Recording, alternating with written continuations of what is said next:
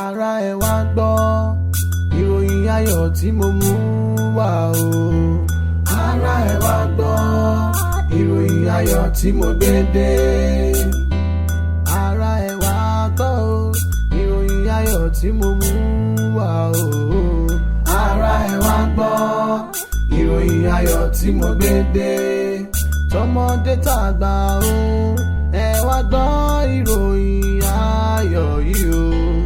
Ará ẹ wá gbọ́ ìròyìn ayọ̀ tí mo gbé dé. Àǹfààní ńlá lèyí láti kúrò ní ipò ẹrú o. Oore ọ̀fẹ́ ńlá láti di ọmọ Ọlọ́run. Àǹfààní ńlá lèyí láti ní ìsinmi ayérayé. Ará ẹ wá gbọ́ ìròyìn ayọ̀ tí mo gbé dé.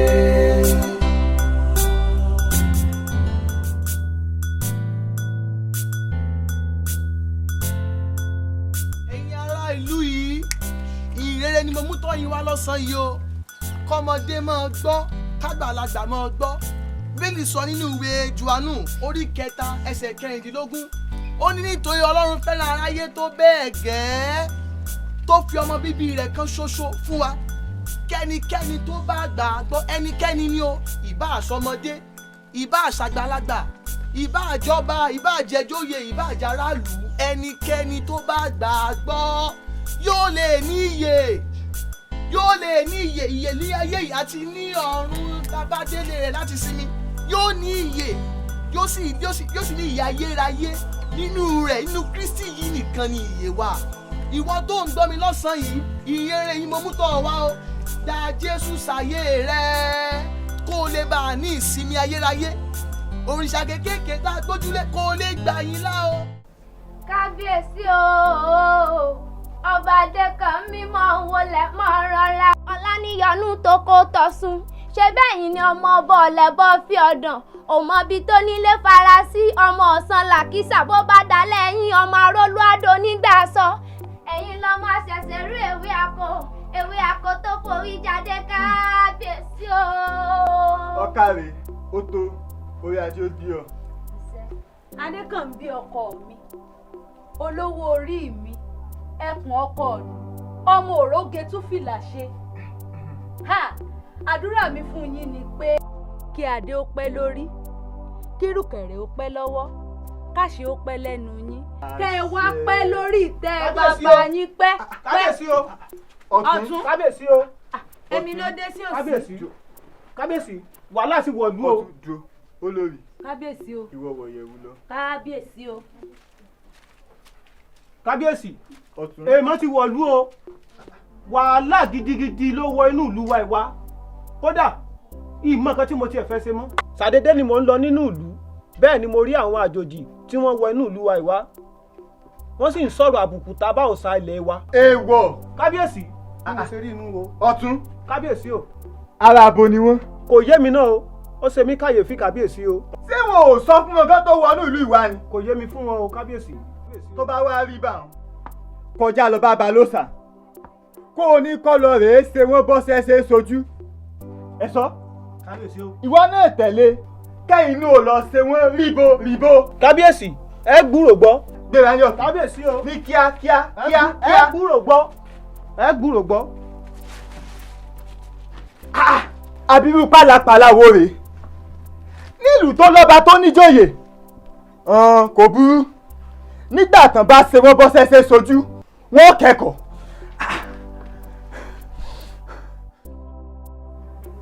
Àwọn wo ló lẹ́yà tí wọ́n wọ ìlú ìwá kí ni wọ́n lérò tí wọ́n fi rò pé ìlú yìí ló tọ́ láti wọ̀ wá ọ̀dà bó bá rí bẹ́ẹ̀. Láwọn mi bàtà gé lódùfẹ́ èyí tí wọ́n fẹ́ náà gbùngbùn ṣe ọyọ́ fi hàn mí. Ìwọ ló lẹ́yà láti wá domi àláfà ìlú ìwárú àbí. Orin tí fojú ẹ̀ rí kò burú.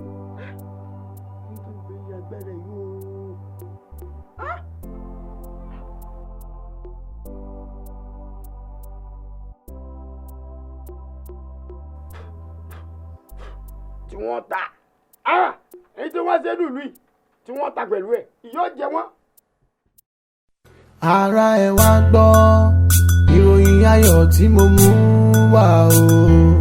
ara ẹ wá gbọ́ ìròyìn ayọ̀ tí mo gbé dé.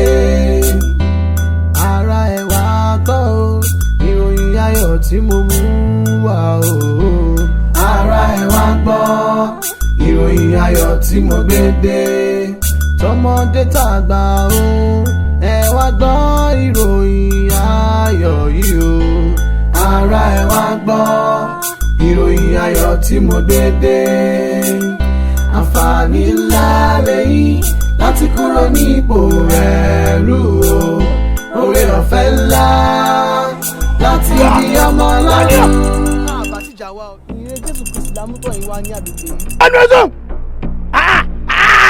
wọ́n máa wọ̀n lámọ̀ tọ̀ wọ́ o ẹ̀yin ẹ̀wọ̀ kílẹ̀ wọ̀ kílẹ̀ wọ̀. ẹ tiẹ̀ sílẹ̀ Balóòsà kí ni wọ́n ràn yìí òòjọ́ lóró námúgi òòjọ́ lóró tọ̀ múlẹ̀ bẹ́ẹ̀ni ọ̀rọ̀ tó kété bá balẹ̀ sọ nílẹ̀ gbọ́. ó yà gbẹ́kú. àti sọ wípé ẹni tó ń gbé inú mi ó ju ẹni tó ń gbé inú ayé lọ. àwọn ẹ̀ máa wọ̀rọ̀.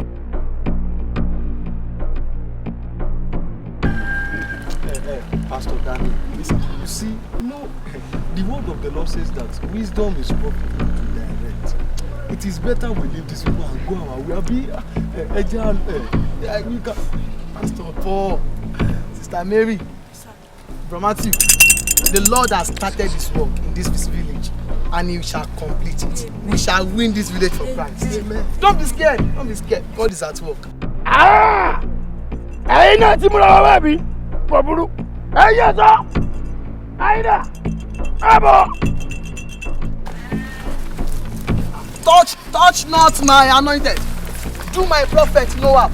Bible says, touch not my anointed. Do my prophet no harm. Touch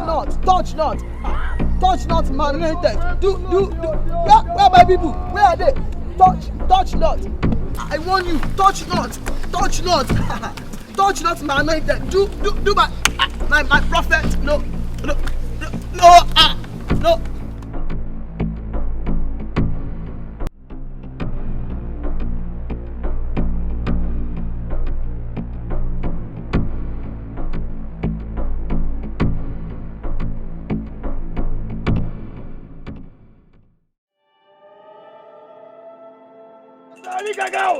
Ó darí gàgà o ìwọ ló gbọ́ nílẹ̀ ìwọ ló gbàlejò ìwọ lábúlù tọrọ ìwọ lábúlù tẹ ó darí gàgà o mo ti gbà wá máa gbà wá o mo dúpẹ́ lọ́wọ́ rẹ o mo ti ṣe lójoojúmọ́ mo ti ṣe gbogbo gbà mo ti ṣe lóṣooṣù mo ti lọ yẹ kí o máa kébí ewu yẹ kí ẹyẹ máa kébí ẹyẹ yóò bẹ yóò máa bọ̀ bí ọmọ ẹyẹ kábọ̀rùkù wọlé kábọ̀rùkù jáde lọ́sí wá pè ọ́ lọ́dún yìí yóò tún yẹ ọ́ lẹ́bi o ó darí gàgà jọ ọmọ mi lákúnlé dákun jọ torí ọ̀rọ̀ rẹ o aya rẹ ò tí ì finú sóyún bẹ́ẹ̀ ni o sì tí ì fẹ̀yìn gbọ́mọ pa má jẹ́ ènìyàn lọ́sàn lórí ọ̀rọ̀ ọmọ rẹ o lórí rẹ o jẹ́ kó finú sóyún kó fẹ̀yìn gbọ́mọ pa o ọ̀dọ́rí gẹ́gẹ́ kẹjọ bá gẹ́gbẹ́ wù kẹjọ bá gẹ́gbẹ́ yẹ kówé yọ bá bọ̀ bí ọmọ yà ọ̀dọ́rí gẹ́gẹ́.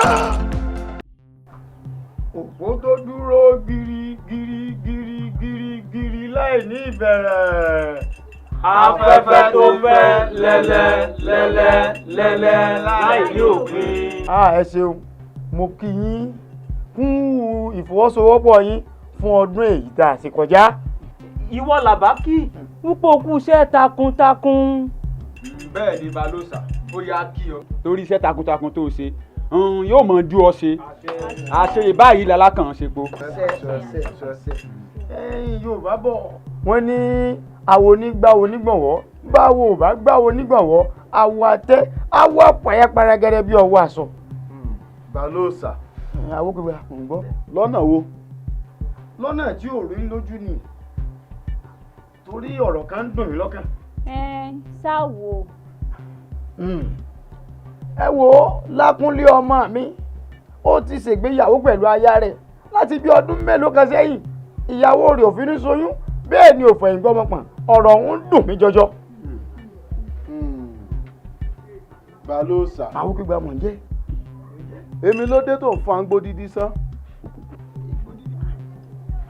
Igbó dídí báwo láwọn mi. ṣé bó o mọ̀ pé níjọ́ kìíní àná ọ̀rọ̀ ìjọ yà wá méjèèjì ni pé ọmọ rẹ Lákúnlé ó di ìgbà tó bá tó pógójì ọdún lórí òkè ìpẹ̀ kó tó lè bá ń dọlọ́mọ láyé. ogójì ọdún. lórí ìgbìyànjú yín kémi náà lè bá àdọ́lọ́mọ láyé gan-an ni mo wá dúpẹ́.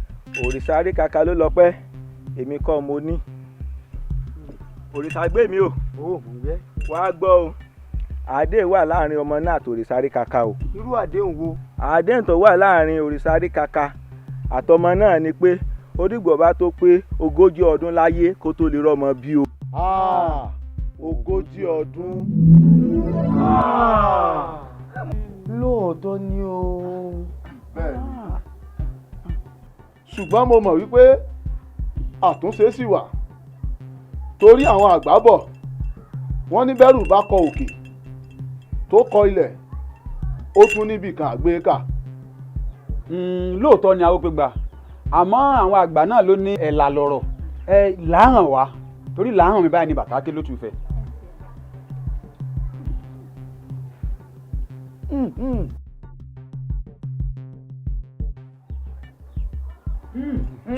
àwọn gbégbá agbára tọ́ rẹ̀. àwọn ó gbé yìí. ṣe àṣẹ. ní búwìrì kábàámọ̀ jíjó yà ọmọ aráyé ò ní fẹ́ gba fún wa lóúnjẹ. kó tó dúró gírí láì ní bẹ̀rẹ̀. afẹ́fẹ́ tó fẹ́ lẹ́lẹ́ láì lópin.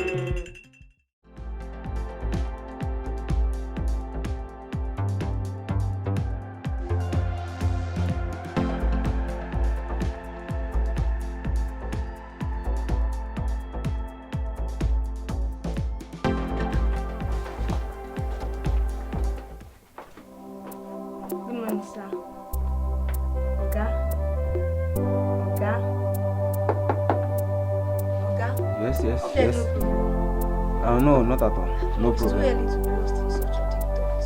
Are you sure you're fine? Yes, I'm very, very fine. And by the way, what do you want? You are here to approve JCC Nigeria Limited for their goods, and you know we're supposed to send their goods. Oh, that's true. You can drop it, so I will attend to it later.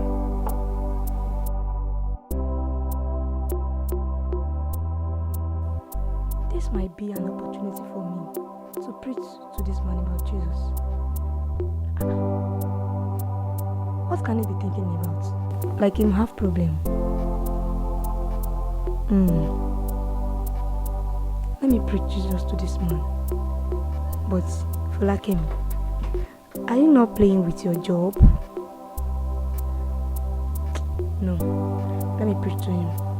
Since no one is too good for the grace of God, let me preach to him.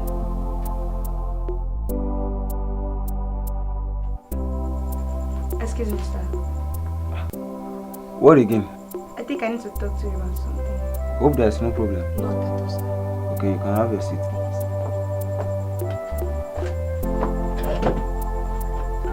Yes, sir. It is all written over you that you're thinking about something.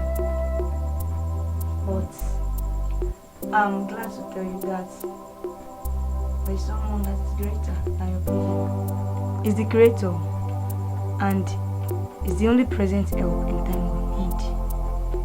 You don't have to attach anything to him. All you need is just to believe. Believe in him. Yes, sir. Believe in him. And the person I'm talking about is the most powerful one. He has power over everything. And it is only in him that you can find joy and eternal rest. His name is Jesus. And he's the answer to all questions. Yes, sir. Is there any other God that is more powerful than the God of my land? Or is there any other solution from any other places than the one Orisadikaka had introduced to me? Yes, sir. The most powerful one is this Jesus I'm talking about. Sir, you see, the girls you've been introduced to, they don't have what it takes to give you the joy you are looking for. Because all authority is given to this Jesus.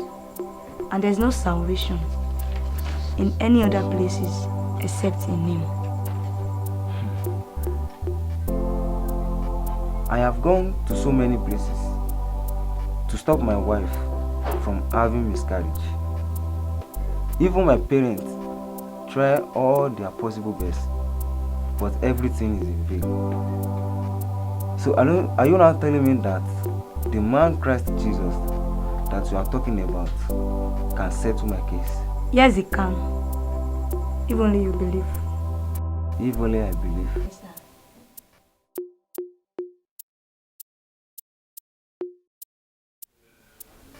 Okay, I'm ready. Wow, glory to God. Can we pray, sir? Okay, no problem. Lord, we thank you for this time. Thank you for your son. Thank you because he's back home. Lord, I pray for him that you embrace him with your love and you take care of him. You answer the question to his heart and you give solution to his problem. In Jesus' name. Amen.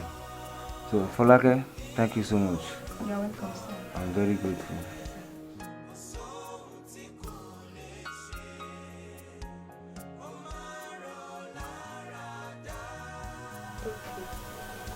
Are you comfortable like that? Yes. Oh, very good. Yes, I'm afraid I will miscarriage next happen again. It cannot happen again. Just trust me. I pray so. You know it's close to the time it's too happy. Don't bother yourself. Eh? Don't bother yourself. I know your fault. Oh. It's Baba. Hello, Bami. Lákúnlé, bóò ni o? Ṣé dáadáa ni ìwà àti ìyàwó rẹ wà pẹ̀lú gbogbo Èkó? Dáadáa la wà, àlàáfíà la wà. Mo fẹ́ kí èmi àti ẹ fojú kan ra. Kí ni ìyẹn Bami? Mo ní nǹkan tí mo fẹ́ gbé fún ọ lórí àìrọ́mọbí rẹ máa sì ní ọ. Ẹ wò ó tẹ̀tẹ̀ lásìkò tí mo wà yìí, iṣẹ́ pọ̀ lọ́wọ́ mi ò lè wá síbẹ̀ yẹn rárá. Mi ò lè wá rárá. Mi ò lè wá sẹ́ iṣẹ́ pọ̀ lọ́wọ́ mi. Àbí ẹ̀rí ẹni tá à ń torí rẹ̀ wọ gbé wọn mọ́lẹ̀ kí n sọ pàtàkì kan lẹ́nu. Tó bá ṣe jẹ́ sá. Is that not Papa? It's Baba Jare. What happened? He's talking about it's just about the issue of church being.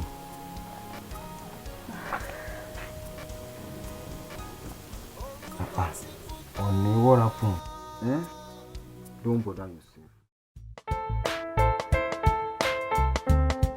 In Jesus' mighty name we have prayed. Amen. Oh, good morning, baby. Good morning, sir. How was your night? Oh, let's quickly check God's word before we go out this morning. Oh, 2 Timothy chapter 2 verse 15. Are you there? Yes. So the Bible says, be diligent to present yourself approved to God, a worker who does not need to be ashamed, rightly dividing the word of truth. You know, this is God's word to us this morning. The Bible says we should be diligent, so we should do our best to present ourselves. So as a believer, even concerning the ministry that the Lord has given to us, so we are to what? To give ourselves to God, to give ourselves to His word. So as a worker that needs not to be ashamed, God's word should be our meditation every day, every time. So gẹ́gẹ́ bí òṣìṣẹ́ Ọlọ́run nínú ìjọ Ọlọ́run, sọ̀rọ̀ Ọlọ́run gbọ́dọ̀ jẹ́ kórìkòsùn fún wa. Joshua orí kìíní ẹsẹ̀ kẹjọ, ó jẹ́ kó yé wa pé jẹ́ kí ọ̀rọ̀ Ọlọ́run kó wà ní ẹnu rẹ, kó wà ní àyà rẹ, onímọ̀ ṣàṣàrò lórí rẹ lọ́sàn àti lóru. Ohun tí o bá ṣe gẹ́gẹ́ bí nta tí kò sínú rẹ̀, ó ní kí wà sọ̀nà rẹ̀ ní rẹ̀. So gẹ́gẹ́ bí ìránṣẹ́ Ọlọ́run nínú ìjọ Ọlọ́run, so ọ̀rọ̀ Ọlọ́run ni fún wa. So ká jẹ́ kí ọ̀rọ̀ Ọlọ́run kó jẹ́ kórìkòsùn wa, so ká fi ara wa fún ọ̀rọ̀ Ọlọ́run. So we thank God for how far God has been helping us even in our ministry. So God has been so good to us. God has been helping our ministry. So and I want to encourage you just to continue with good work. So and I pray the Lord will prosper our way in Jesus' name. So let's pray. Nǹkan Jésù. Àmín. Ọlọ́run a dúpẹ́ lọ́wọ́ yín pé mú wa sùn láyọ̀ mú wa jí láyọ̀ Ọlọ́run gbọ́ ọpẹ́ wa. Àmín Jésù.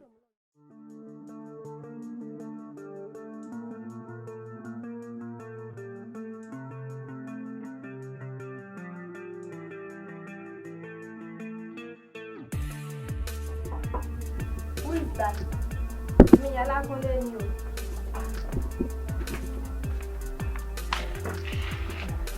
Bọ́ọ̀lù.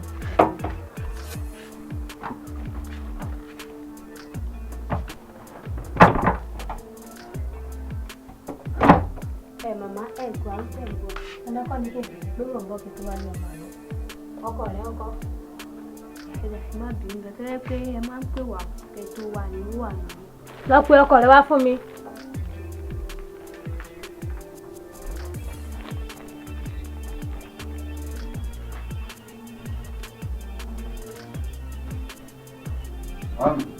Bọ́ọ̀lù ọkọ rẹ̀.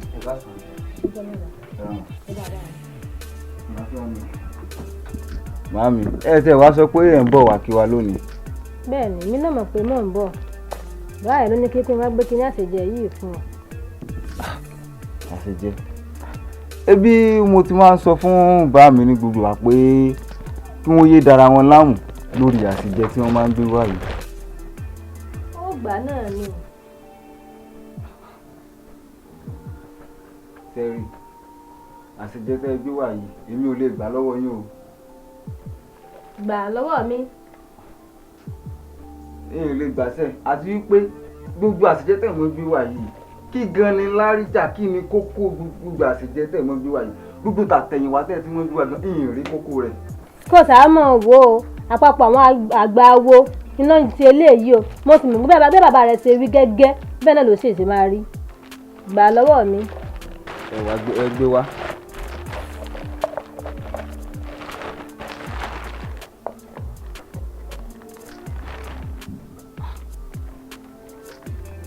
Gbà. Is the creator and is the only present help in time of need. You don't have to attach anything to him. Rárá, mi ò gbà. Nítorí pé mo ti ní ẹnìkan tó jẹ́ alágbára torúkọ rẹ̀ jẹ́ Jésù. Jésù? Níbo ni Jésù ọ̀hún ń gbé? Màámi, Jésù tí mò ń sọ yìí inú mi ló ń gbé. Inú mi ni Jésù yìí ń gbé. Kò gbà lákùn gbà lọ́wọ́ mi jàre. Màámi, ẹ mọ̀ dára yín láàmú lórí àṣejẹ yìí o. Mo ti di ẹ̀dá ọ̀tun, ìyìn nílò àṣejẹ yìí mọ́ rárá. Bó gbà lọ́wọ́ mi jàre ìmọ̀ ìrò pé ọmọ nǹkan tó ń sọ rárá. Mi ì lè wá sí ìlú Èkó yìí lásán o. Hello, Mr. Olafele. Hello, sir. How are you, sir? I'm very fine, sir. Oh, there is no problem, sir. No, sir. All right, and I would like to see you today. It's very, very urgent. Sir, I can't make it today. Oh, really? Yes, sir. But why can't you make it today? Sir, I'm very, very busy. So I can't make it today. Probably tomorrow. I will come, sir. Okay. All right, sir. Thank you, sir.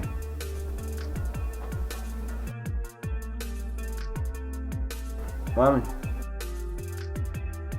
ẹ wò, iṣẹ́ pọ̀ lọ́wọ́ mi báyìí, ẹ máa fún mi ní ìṣẹ́jú dé. Díẹ̀, bá mi dáná oúnjẹ fún wọn, tó ti gbọ́. Lákúnlé, ó fi mí sórí ìjókòó. Hello, ìyá Tèmítọ́pẹ́. Bó o ní? Ṣé ti délé? Ẹ wò èmi náà ṣe ń délé ní báyìí. Ẹ wò ó rẹra. Àmì wọ́n á yọ̀ fáwa náà àmì. Ṣé o ṣàrẹ̀ra báyìí? Ó dáa, ẹ lọ rest. Ó dẹ̀ pẹ̀lẹ́, èmi náà pè yín padà. Ọkọ mi, báwo ni? Ó mà kú ọjọ́ mẹ́ta. Àárò rẹ̀ sì à ń sọ mí. Pẹ̀lẹ́. Ìwọ náà ló ní wàá bá mi. Némi ọmọ Ìyá Tọ́pẹ́ ni mo ti ń bọ̀ nsìn yìí. Ìyá Tọ́pẹ́ tẹ̀lé. Ọmọ Ìyá Tèmi, ọmọ ẹbí mọ̀, mo ṣe ń wọlé báyìí ni. Wọ́n kú oríire o. Ọjọ́ wo wá ń ti ayọ̀ tèmi náà wá dé báyìí? Torí gbogbo èèyàn ló ń kí mi pé a ṣe tiyín náà o, ayọ̀ tiyín náà dé o. ọjọ́ wo ń tèmi á dé báyìí. Mo ní láìpẹ́ máa bá wa rí. Mo sì sọ fún ọ kó o tó fi ọmọkùnrin o kó etí ikún sí kó tán báyìí. Mo ní kò tó ṣe bẹ́ẹ̀ ṣe rò ó. Bíi ti báwo wá ni mo sọ fún ẹ pé ìdílé ọmọkùnrin yẹn lógun o kọ̀ ò dá mi lóhùn tètè wá nǹkan ṣe sí ni tèmi. Mọ́mí mi ti gbọ́ máa ṣe nǹkan sí do something about it. Ará kúkú gbìyànjú agbára wa but mo pé láìpẹ́ Ọlọ́run á dá wa lóhùn. Wo tèmi Tọ́pẹ́ mo fún yín ní ọdún kan sí tí ẹ bá wá gbé ọmọ wá kí mi nínú ilé wàá fi ọkọ rẹ sílẹ̀ wàá sì fẹ́ lòmíràn. Mọ́mí. Ọmọ. Síbẹ̀ yẹn wá kí ẹ. Ọ̀rọ̀ ẹni tá a tún wá kí náà tún wá ṣe mọ́mí.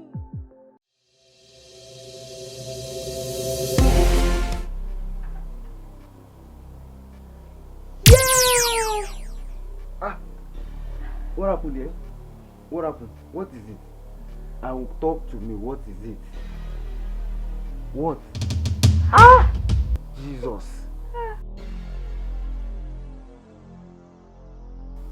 Why Jesus?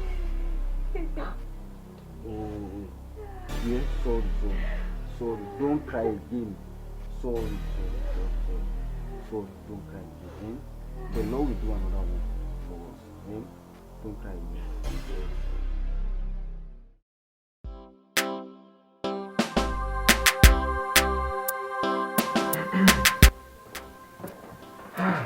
Mr. Olakunle. Yes, sir. I need to be sincere with you. I know I'm with you. But we try our possible best to help this situation. But everything is about you. I personally am confused because Madam is very okay. And her womb can carry a pregnancy for 9 months. So I'm confused. You are confused? Yes, madam. Because medically, you are perfectly okay, madam. Doctor, but what do you think you can do now? Madam, Mr. Olakunle, there is still hope. But you need to search spiritually. Spiritually? Yes, spiritually. I'm tired of the situation. Even myself, I'm tired of this situation, so don't bother yourself. Oh, Brother Olakunle. Welcome, sir. How are you? How are you, sir? How are you, ma? Yes, sir. You're welcome. Yes, sir. Have you taken your drinks? Yes, sir. Mr. Olakunle. Yes, sir. Most of the things you have been passing through, the Lord has shown them to you. You just came, just for like 2 weeks after Sister Folake invited you to church. That is why I am not able to get in touch with you. It is work that keeps me busy. I even called you yesterday to see you. Perhaps this wouldn't have happened. Reverend, what is the way out? But the solution to your problem is in the hands of the both of you. But how, sir? You need to take your stand as a believer so that you will withstand all the arrows of the devil. And you can't do this without the word of God and prayer. Mr. Olakunle, let me show you something from the word of God. 2 Corinthians chapter 5 verse 17.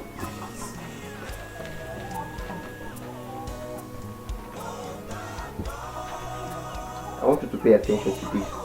The Bible says, therefore, if any man is in Christ, he is a new creature. All things are passed away. Behold, all things have become new. So you are now a new creature.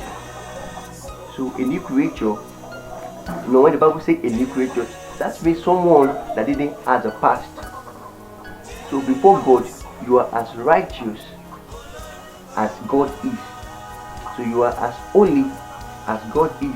So you need to live your life based on this understanding. Because when you are ignorant of this thing, so the devil will leverage on it even to punish you.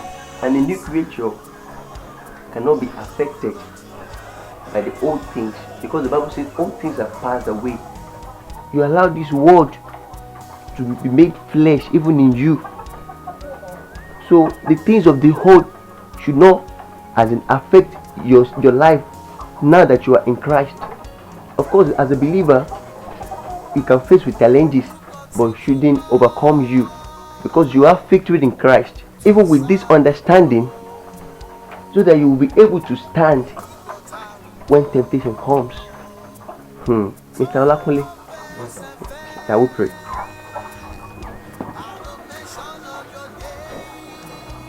Oh, Father, in Jesus' name, our Father, we bless you for this family. Thank you for the salvation of their soul. Òrìṣà gbé mi o. Wàá gbọ́ o. Àdéhùn wà láàrin ọmọ náà àti òrìṣà rí kaka o. Irú àdéhùn wo? Àdéhùn tó wà láàrin òrìṣà rí kaka àtọmọ náà ni pé onígbọ̀ bá tó pé 40 ọdún láyé kó tó lè rọ́mọ bí o. Oh, I break every covenant of the devil over this family in the name of Jesus. Amen. Oh, because Christ has set you free. Oh, you are free in the name of Jesus. Amen. Oh, Malago Shutobunde Lakadia. In Jesus' mighty name we pray. Amen. Amen. Olapole, yes, sir. You have been set free. So do not entangle yourself with bondage. So, and I must now be seeing you in our service. Mama, please do not allow anything to keep you from coming to church.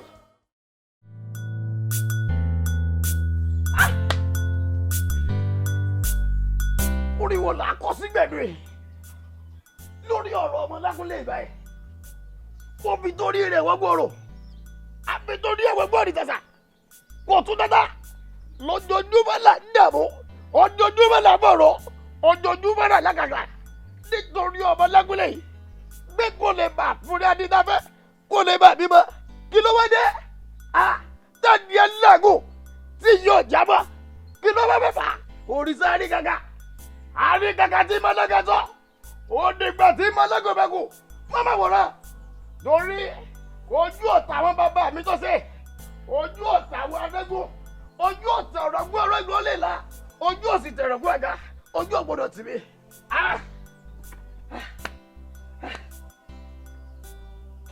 Ìyá Lákúnlé. Ìyá Lákúnlé. Ìyá Lákúnlé. Èmi kan ló dé baálé mi. Wo ó ti dádé tó bá dé sórí ó ti fìlẹ̀kẹ̀ sọ́rùn tó gbẹ̀jọ́yè ó ti kógun wọ̀lú bí balógun àjàká o nǹkan gbẹlẹ̀ nǹkan ṣẹlẹ̀ nǹkan ṣe o. Kí ló tún ṣẹlẹ̀ baálé mi? Ọ̀gá rẹ̀ bẹ́ẹ̀ lábìrin lórí ọ̀rọ̀ ọmọ rẹ̀ Lákúnlé ni o ọ̀rọ̀ rẹ̀ ti tójú sú mi. Baálé mi ọmọ ẹni ò burúburú ká lè fẹ́ kùn pa jẹ́ o ẹ̀ ń dọ́lọ̀ rẹ̀ oṣù yín ni o. Èyí ni bí mo ti ń gbìyànjú tí mo ń lágùn tí mo ń fi sọ́tún tí mo ń fi sọ́sì lórí rẹ̀ èdè kó wọ́n jẹ́ dáadáa lójoojúmọ́ kò dùn mọ́ mi nù ọ́ wọ́n jáwọ́ lọ́rọ̀ rẹ̀ pàápàá. Baálé mi lẹ́jà lọ́rọ̀ rẹ̀ o.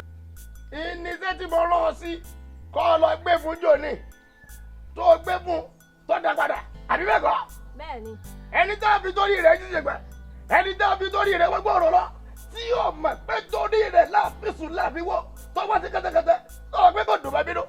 Wọ́ nítorí ọ̀rọ̀ Lákúnlé mo lọ bá Ṣàngó Olúkòso mo lọ bá Ògún Lágáyé nítorí rẹ̀ àárín kankan ṣe sí kí ló fi kẹ́tù wá sí ọ̀rọ̀ rẹ̀ tójú sú mi báyìí. Baálé mi ọmọ wa náà ní o àṣà lè tì í dànù. Wá wo ní koríta tá a dé yìí èyí tí mo wá wò tó kù ni pé ń padà lọ bá òòṣà Àríkaka. Bẹ́ẹ̀ ni tẹ́ bá padà sọ́dọ̀ òrìṣà Àríkaka nǹkan tẹ́ bá àbọ̀ bẹ̀ ẹ jẹ́ ń gbọ́. Ọ̀dà tó wá rí bẹ́ẹ̀ òrùgbẹ́ gbẹ mí bí mo jókòó sí lọ́ba ń bomi wá yẹ̀wò. Mo ti gbọ́ baálé mi. Orin wo là á kọ́ gbẹ̀dú o Elédùmarè.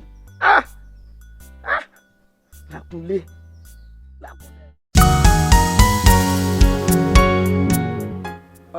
My sweetheart.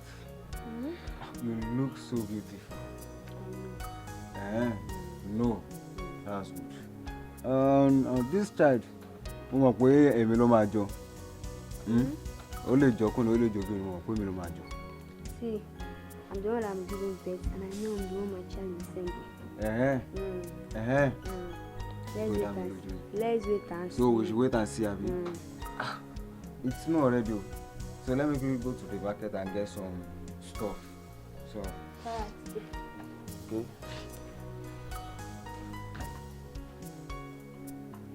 Yeah. No. The Lord has given you to me. No evil shall befall me.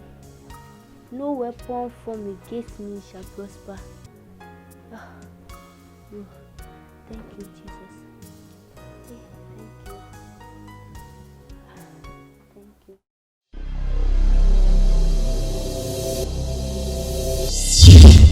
Jesus! What happened? You want to stop? Stop. Yes.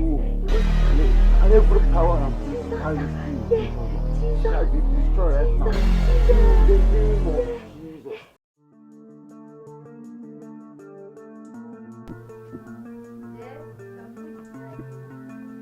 Bro, I don't think I need to take any food now because I'm late already. No, you have to take something. If it's very easy, I will satisfy you.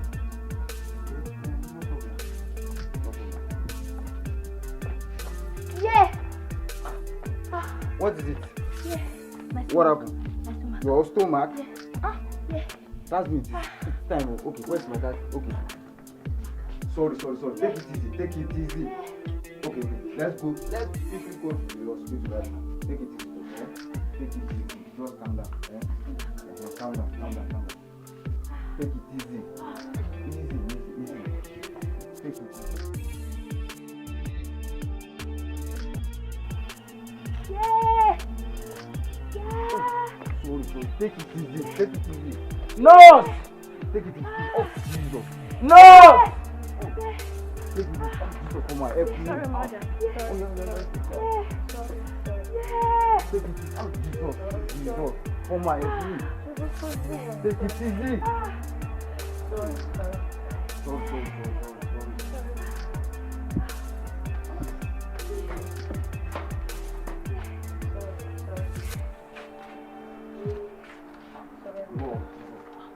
I need your help right now. Sorry.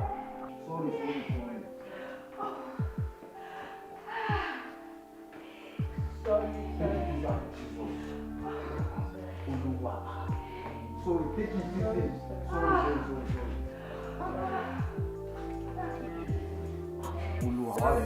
I need your help right now. Sorry. Easy. Sorry.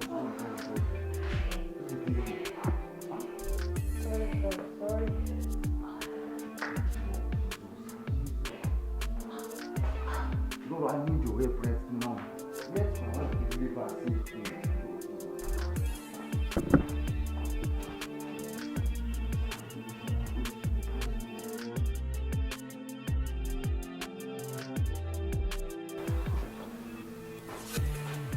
Congratulations, sir. Your wife has been able to be bouncing. Wow! Thank you, Jesus! At last! Wow! You don't know me? Jesus, at last I appreciate you, Lord, for what you have done. Oh, thank you, Jesus! Oh, wow! At last! Oh, thank you, Lord! Oh, thank you, Lord! Glory be to God, glory. Thank you, Lord. Hello, Reverend. Good morning, sir. Ẹ wò ní àárọ̀ ìyàwó mi bímọ láàárọ̀ yìí. Ẹ ṣé gan ni sà, ẹ ṣé gan sà. Ẹ ṣé sà.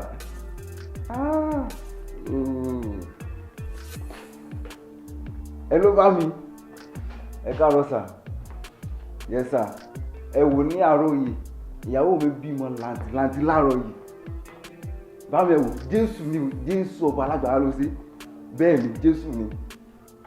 Bẹ́ẹ̀ ni sà. Kò sí wàhálà. Màmá retí. Reverend sir, please, I need your help. I'm not getting myself any longer. Every day, things are getting worse for me. Please, sir, pray for me. Reverend, please. Oh, just calm down, brother. Just calm down. Everything is going to be alright, yeah? Everything is going to be alright. But I perceive in my spirit that you have done some wickedness in the time past. And this is the cause for your problem. Wicked things? Yeah. That is what I perceive. But if you can confess your sin before the Lord will forgive you. But sir, I don't think what I've done is that worse. Because I only raped a pastor's daughter and it's not my fault, sir. She's trying to prove stubborn. So I just have to show her. And also, sir, I think I've aborted like 12 pregnancies for a age, sir. 12 pregnancies? And also, for the past 10 years, I've been defrauding people. And I also... Shut up! And what? With all you have said. Reverend, sir, just pray for me. I'm not getting myself any longer. Please, that's why I came to you for your help. Pray for me so I can have peace again. How will you have peace? You can never have peace. In fact, you're supposed to have been killed or jailed. Abba, Eda Kolade. Of course, God doesn't think the man does. Brother. Sir. Of course, there is still forgiveness of sin for you. Because Christ came purposely because of you. You have us to understand that the Son of God came to this world purposely because of sinners. So it makes no difference what you might have done in time past. But the moment you come into Christ, you have forgiveness of sin.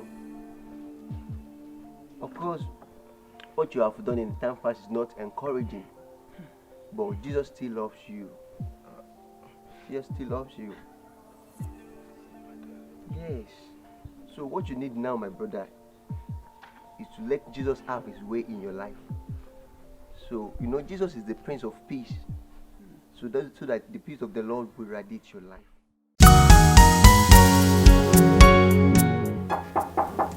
Oh, come in. Oh, Daddy baby. Reverend. Congratulations, sir. You're welcome, sir. Wow. Congratulations. Thank you, sir. Wow, I'm happy for you. you. You're welcome. Yes, ma'am. Thank you. Mommy baby, come. She's inside. Welcome, sir. Mommy baby. Mommy baby. Congratulations to. Congratulations. Baby, come. Eja wo baby wa. Ọmọ tuntun ti àǹtí tó ń tó.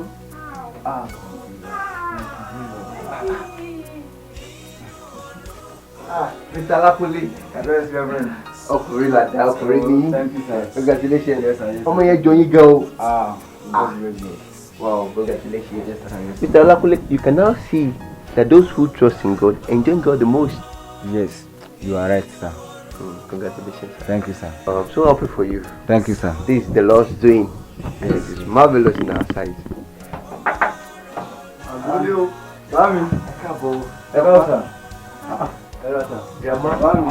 Lákúnlé. Ṣé lóòótọ́ ni? Bámi retí ẹ̀ kó jókòó náà, ẹ jókòó.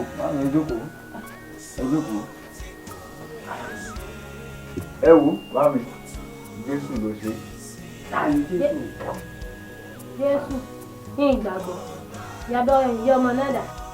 Ó wà nínú ilé, ẹgbàá lórí rẹ̀. Jésù ló ṣe bàbá. Ṣé ẹnìkan tó wà tó tún lágbára ju Òsàárì Kàkà? Jésù la lágbára láyé àti lọ́run. Ta ló tún lágbára ju Òsàárì Kàkà tí bàbá mi fi lé mi lọ tèmi gbọ́ tó fi ọmọ mi lọ́wọ́. Bá mi, ìyẹn nígbà tí mo fọ́jú, ohun àtijọ́ ti kọjá lọ. Bálákúnlé. Òótọ́ mọ̀ ni ọmọ ó Dọlákúnlé bíi kì í sọmọ àlè. Ọ̀dọ̀ olójú. Lákúnlé, ọ̀nà owó lẹ́gbẹ̀ẹ́ gbà. Bóò ní Jésù òfin báyìí sí. Bámi, ẹ wò, ẹ nílò Jésù. Bẹ́ẹ̀ ni bàbá àti màmá, ẹ nílò Jésù Kristi. Torí pé Jésù yìí ìnàgbanilágbàtàn.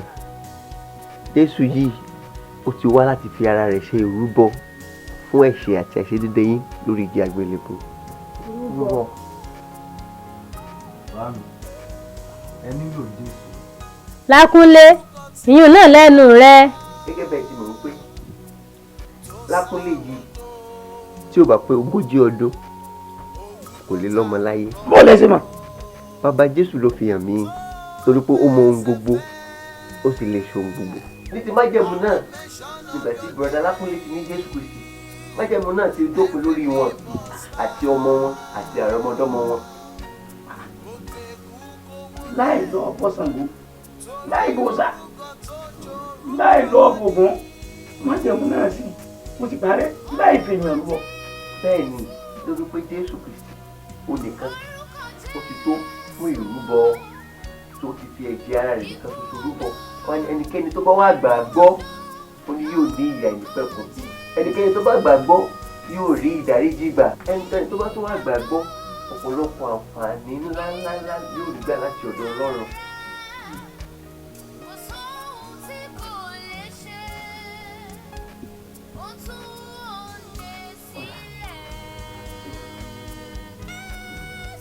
ìgbésẹ̀ tẹ́ kàn nílò láti gbé ẹ kàn gbàgbọ́ pípọ́ wá láti kú fún ẹ̀ṣẹ̀ yín lórí igi àgbélébùú ẹ sì fẹnu yín jẹ́wọ́ rẹ̀ lólúwa yín àti olùgbàlà yín ẹ sì dẹni ìgbàlà torí pé ìwé mímọ́ jẹ́ kó yé wa wípé ẹnu la fi ń jẹ́wọ́ sí ìgbàlà àti fi ọkàn gbàgbọ́ sí òdodo so ìgbésẹ̀ tẹ́ nílò láti gbé yín láti fẹnu yín jẹ́wọ́ rẹ̀ kẹ́ sì gbàgbọ́ nínú ọkàn yín a ó sì gbà yín là ẹnikẹ́ni tó bá gbàgbọ́ olójú kí yóò ti wọ́n. òní ló wá ẹsẹ̀ ń pẹ́ran kó pọ̀ ní apá gbogbo.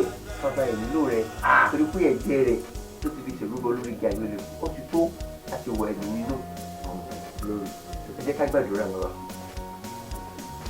Ọlọ́run wa dúpẹ́ lọ́wọ́ yín àyìn lórí ìdílé yìí nítorí pé èmi ẹ̀ ṣe rí Ọlọ́run gba ọpẹ́ wa.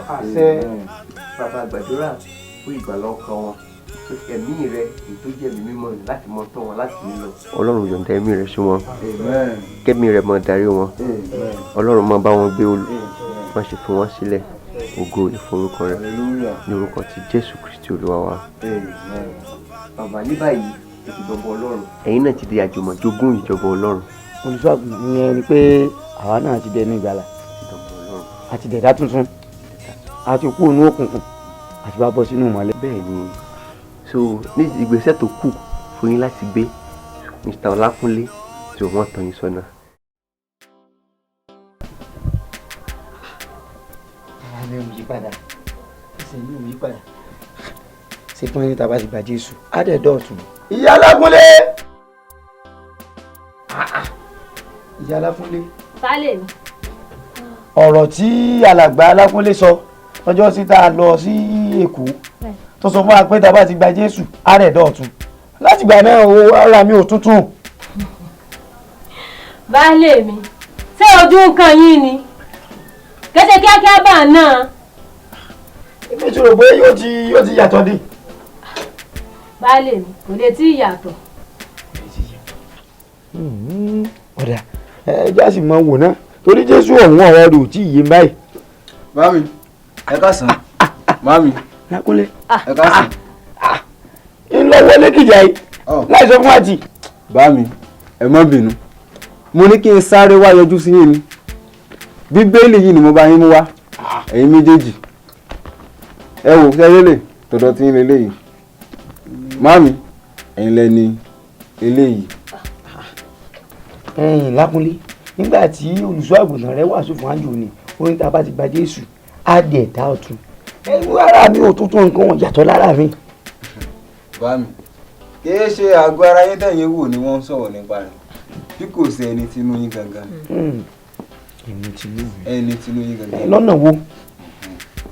sẹ́yìn nínú ìwé Kọ́ríńtì kejì orí 5 ẹsẹ̀ 17 ó sọ wípé ẹnikẹ́ni tó bá ti wà nínú Jésù Kristi ó ti di ẹ̀dá tuntun ohun àtijọ́ ti kọjá lọ. sẹ́wọ̀n àwọn àtijọ́ ní pé àwọn nǹkan tí ẹ̀ ń ṣe tẹ́lẹ̀tẹ́lẹ̀ bíi òrìṣà tẹ́ ń bọ àwọn awo tẹ́ ń ṣe àwọn òyìn ò lè gbà yín là wọn ò lè mú yín débi kankan. Jésù Kristi nìkan ṣoṣo ló lè gbà yín. nínú ìwé Kọ́ríńtì tí mò ń sọ yìí ẹnikẹ́ni tó bá ti wà nínú Jésù Kristi ó ti di ẹ̀dá tuntun ohun àtijọ́ ti kọjá lọ. sẹ́ni gbogbo àwọn òrìṣà tẹ́ ń bọ̀ ohun àtijọ́ ni ẹ nídìí ẹ̀mú Jésù nìkan lẹ nínú. ìtorí ẹ̀ ló jẹ́ tètè wá fún yín ní bíbélì yìí kí wọ́n ṣàṣàrò nínú ẹ̀. Lákúnlé ó sì mọ̀ pé òun ò lè fìdí ìgòkò owó òun ò mọ bí yá doríkọ ẹ mọ ní tí wàá mọ tí mẹ́nu rẹ̀. mo jẹ́rìí ìyà tí mo ní wọ́n mọ̀ kà fún yín nígbàkúgbà tẹ́ bá ti nílò láti ka bíbélì mi. wọ́n sì yé mi déédéé torí ó ṣókùnkùn sí mi púpọ̀. Bámi ẹ jẹ́ kí n tètè gbéra kí n tètè mọ́ padà síbi tí. ọba sì dúró kí n gbẹ́ràn gbẹ́ fún. àmọ́ yorùbá. ẹ jásí ọ̀nà. ó ṣe o ẹ jókòó ẹ jókòó. ayọ̀ bó òkúlẹ̀ o. Lákúnlé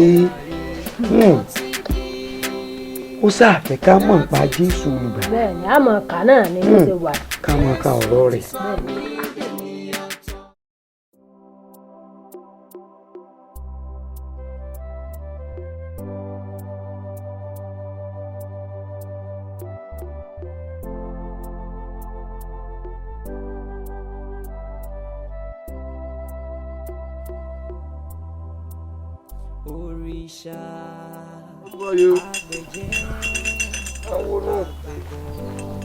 ẹ wọlé o. kára ó lè bàbá. bàbá wọlé.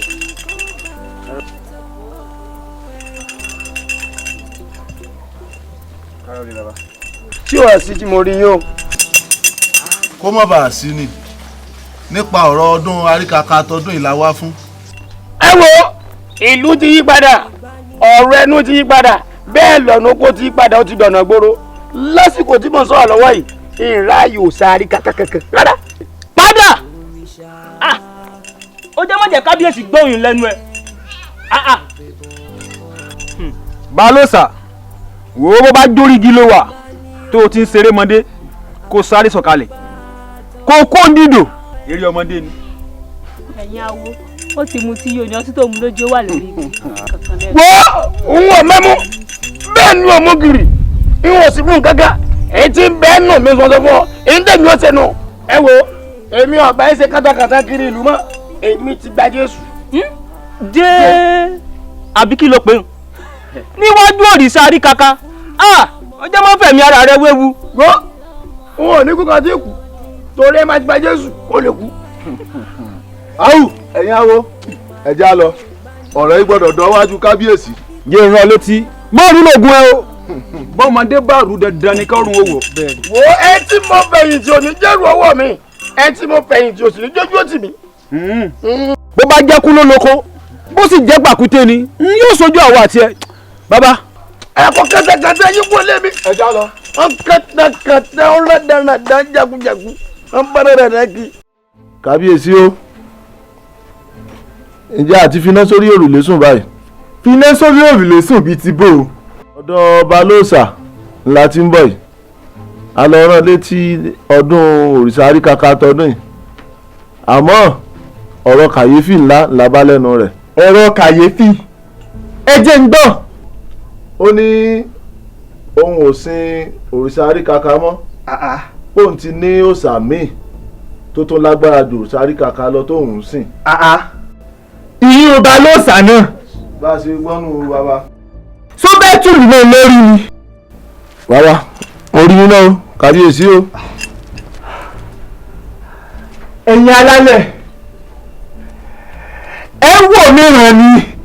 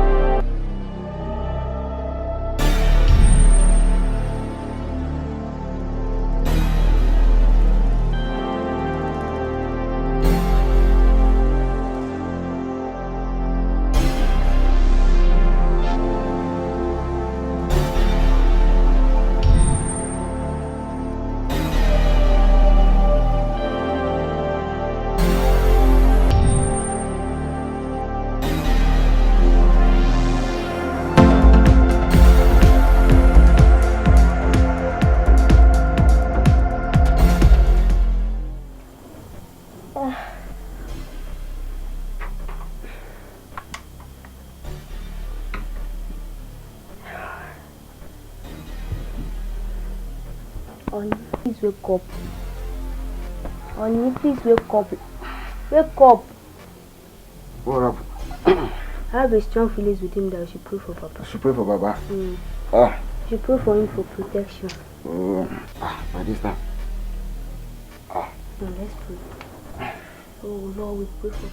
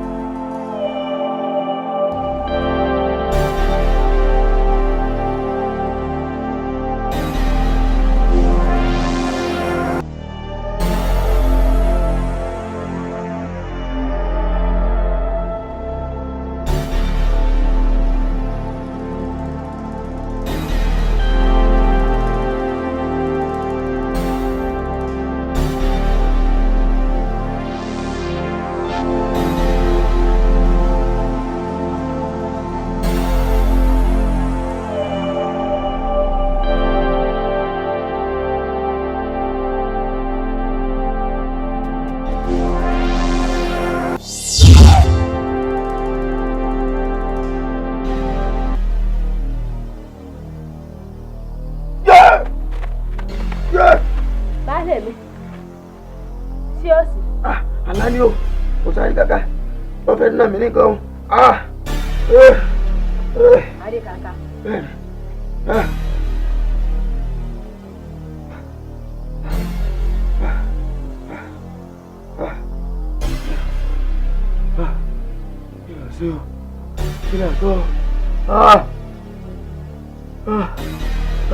Olúwa gbà mí o, gbà mí o, gbà mí o.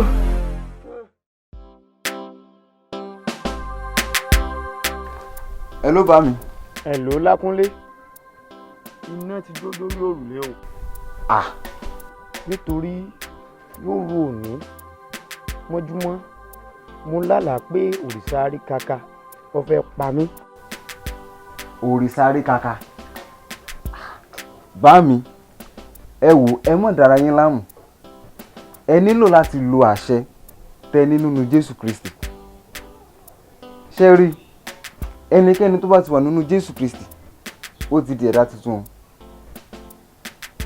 Ẹ má gbàgbé ìwàásù tí Reverend tó wàásù fún yín lọ́jọ́ kìíní àná. Ẹ ti ní àṣẹ lórí ohun gbogbo nítorí pé ẹni tó bá ti wà nínú Jésù Kristi ó ti di ẹ̀dá ọ̀tun.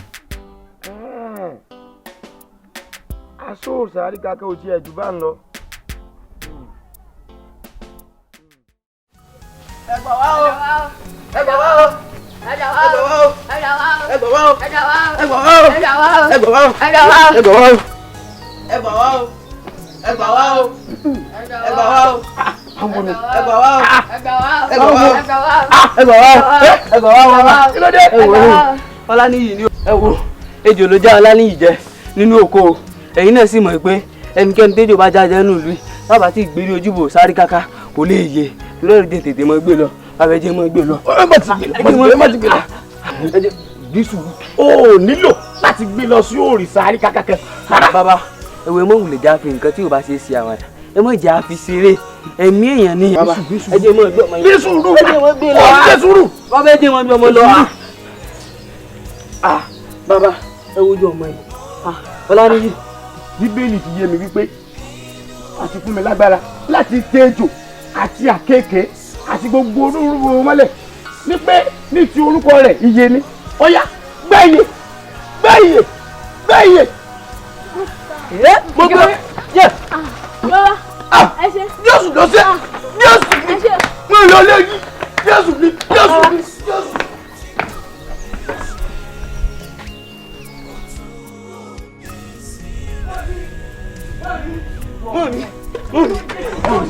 Èmọ́ ti wọ̀lú. Èmọ́ ti wọ̀lú. Kí ló dé ọkùnrin mi? Balóòsà ni o. Kí ló ti Balóòsà? Ó ti dẹ̀ bọ́ra. Kò gbẹnu ẹ̀ sàn kò yé wí báwọn mọ́. Ilé parọ́ fún yín tèmi. Balóòsà ó ti lágbára jù sáré kàkà lọ. Àtúntò bí èmo kúkú mi tó ń kọjá. Ìwọ ọmọ yìí. Ọmọ. Èmi ò lè parọ́ fún yín ni. Ẹ wo mo fẹ́ gbé Ọláníyì lọ rí òsáré kàkà. Ejò bu Ọláníyì jẹ. Balóòsà ní ìgbọ́dọ̀ gbé lọ. Balóòsà jí òkú dìde. Balóòsà jí òkú dìde lójú mi báyìí ni. Nínú ìlú wa yìí. Nínú ìlú wa yìí.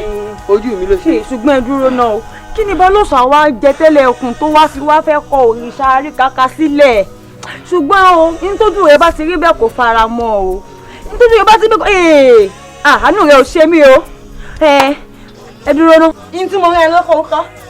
mọ́ mi ẹ̀yin náà mo gbé kójú mọ́ rí gbogbo wà ní kí ni o. mọ́ mi kí n lè dúró wò. ó dá dìde wá gbéra ńlẹ̀ báyìí kó lọ ṣe nǹkan tí mo rìn wá.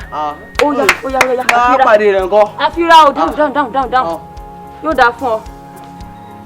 ó yá Balóòsà náà tó ti yẹ bá máa rí nǹkan tó ń ṣe kó máa fara mọ́ màá ní ó fẹ́ máa bá òòṣà àríkàkà figagbága oṣù tó bá ti gbàgbé orísun rẹ̀ yóò gbẹ náà ni ẹ̀sìn káàní rí.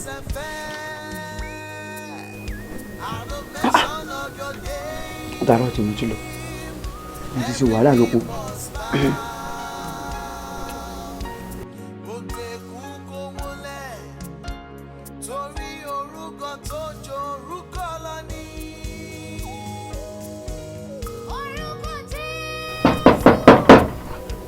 Lálẹ́ nínú ọmọ ọ̀hún ẹgbẹ́ náà nà wọlé o.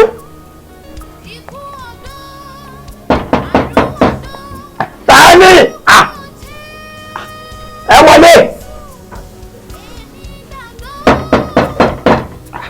Ìyá alábúlé wọ́n bẹ̀rẹ̀ sí sáwọn tí ń kalẹ̀kùn yìí o. Tani gẹ́ lálẹ́ náà gẹ́.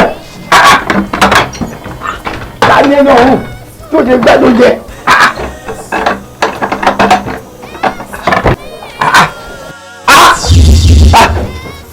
Àyíkáká kí ló lè rí àti ẹ̀gbọ́n tó bí lè bí gírí nítorí pé a ti fún mi lórúkọ tó ju gbogbo orúkọ lọ lórúkọ Jésù kí gbogbo ikú máa wólẹ̀ láyé àti lọ́run lórúkọ Jésù òun sáré káká ayọ̀ jáde. Jésù ò sí o. Jésù ò sí o. Kí tẹ̀ wá pé lágbólé báyìí torí pé ní tó ṣẹlẹ̀ gbàgbé lẹ́rù ó jẹ́ ẹ̀jẹ̀ ìwé bíjẹ́ bá jẹ́ bá wọlé ìyàwó. Kábíyèsí a máa ń pọ̀rọ̀ ẹ̀ lọ́wọ́ ẹ̀ ó máa ń láàárọ̀ nínú ọ̀rọ̀ Balóòsà ó mọ̀ tó pérò ẹ̀yin olóyè àbíkílẹ̀ ni mo wí. bẹ́ẹ̀ ni òtítọ́ ọ̀rọ̀ ni ìyálóde sọ kábíyèsí ṣé bí wọ́n sọ wípé ọba bá lórí ohun gbogbo ni kí ló wá dé tí Balóòsà ó wàá sọra rẹ̀ di kànáńjọ́gbọ́n mọ́ wa lọ́wọ́ nínú ìlú yìí. kábíyèsí mo lérò pé ẹ gbúrò òkìkí Balóòsà látàrí agbára burúkú tó fi ń yẹpẹrẹ òrìṣà àríkàkà àbí Balógun kí ló rò bí mo sọ. kábíyèsí ẹ̀yin olóyè kí là ń gbọ́rọ̀ bí ẹ̀ ń gbàgbọ́ ọtí sí ọdún àríkàkà ló ti súnmọ́ etílé yìí ẹ ṣe já kúkú pé Balóòsà gbogbo aláwọn pé bí Balóòsà kan ò bá kú èmi ò lè jẹ ẹ jẹ́ àpè Balóòsà kó wá sọ tẹnu ẹ̀ nítorí lọ́bẹ̀ tẹ gàrú ọwọ́ àbí. ẹ̀yin olóyè ẹ ṣeun ẹ kú àkíyèsí ṣùgbọ́n èmi náà ti dégbèsè lórí ọ̀rọ̀ yìí láìpẹ́ yóò wá wí tẹnu ẹ̀. ó dà báwọn àfi kó wá wí tẹnu ẹ̀. ọ̀rọ̀ ti yanjú nù. ó ti dà báwọn. ọ̀rọ̀ ti yanjú nù. àbí ẹnìkan ṣe àwọn ẹ̀dá gbòòlù láàmú. ọba adékànmí o aláṣẹ kejì òrìṣà mo súnmọ́ bá níwọ̀n ẹgbẹ̀fà mo jìnnà sọ́ba níwọ̀n ẹgbẹ̀je ta ló tó láti gbọ́ ọ lẹ́nu kábíyèsí ọba tó tó. wo tẹ kó o gbẹnu ẹ sọnà dúró ná. kábíyèsí o. awo pé da. kábíyèsí. awo pé da. sọ́ọ̀lù ò rí bí Balóòsà ṣe fẹ́ túlù mọ́ mi lórí àbí ta ló sì mọ̀ bóyá ìjọmọ̀ ẹ̀yin méjèèjì náà ni. kábíyèsí àjọ ọmọ wa bíi ti bó o ṣèbí ń jọ́ kìnínní àná ìbáwọ̀ awo náà làwa bá yín nípa ọ̀rọ̀ Balóòsà nípa òrìṣà tí Balóòsà lòun gbà gbogbo àwọn awo gan ó kan wá lóminú. ṣé ìtò ń sọ fún wa ní ìsinmi wípé ẹnu kábíyèsí kò ká Balóòsà mọ́ nílùú àbí bí ṣe ń fi ọ̀rọ̀ àbùkù ọ̀rọ̀ ẹ̀tẹ́ tó sọ́sọ́ òsàlẹ̀ wa yìí kò sí nǹkan kan tá a lè rí ṣe sí i. mọ́dà ọ̀tún má sọ bẹ́ẹ̀ mọ́ òdi aṣọ ni kò ṣeé wọ̀ kábíyèsí ẹ̀yin olóyè ẹ gbúrò gbọ́ mò ń mọ̀. ẹ wo ọ̀rọ̀ Balóòsà ó ti fẹ́ sú wa nílùú yìí o àbí kí lẹ́ni mo sọ ẹ̀yin olóyè yòókù. àwọn pé gba ti sọ̀rọ̀ ẹ já wo ohun tí ó sì. ọ̀tún kábíyèsí ẹ jẹ́ wá nǹkan ṣe sọ̀rọ̀ Balóòsà yìí o àbí. ẹ já wo ohun táwọn pé gbọ́ ó ṣe. kí ó fi túlù mọ́ wa lórí tán.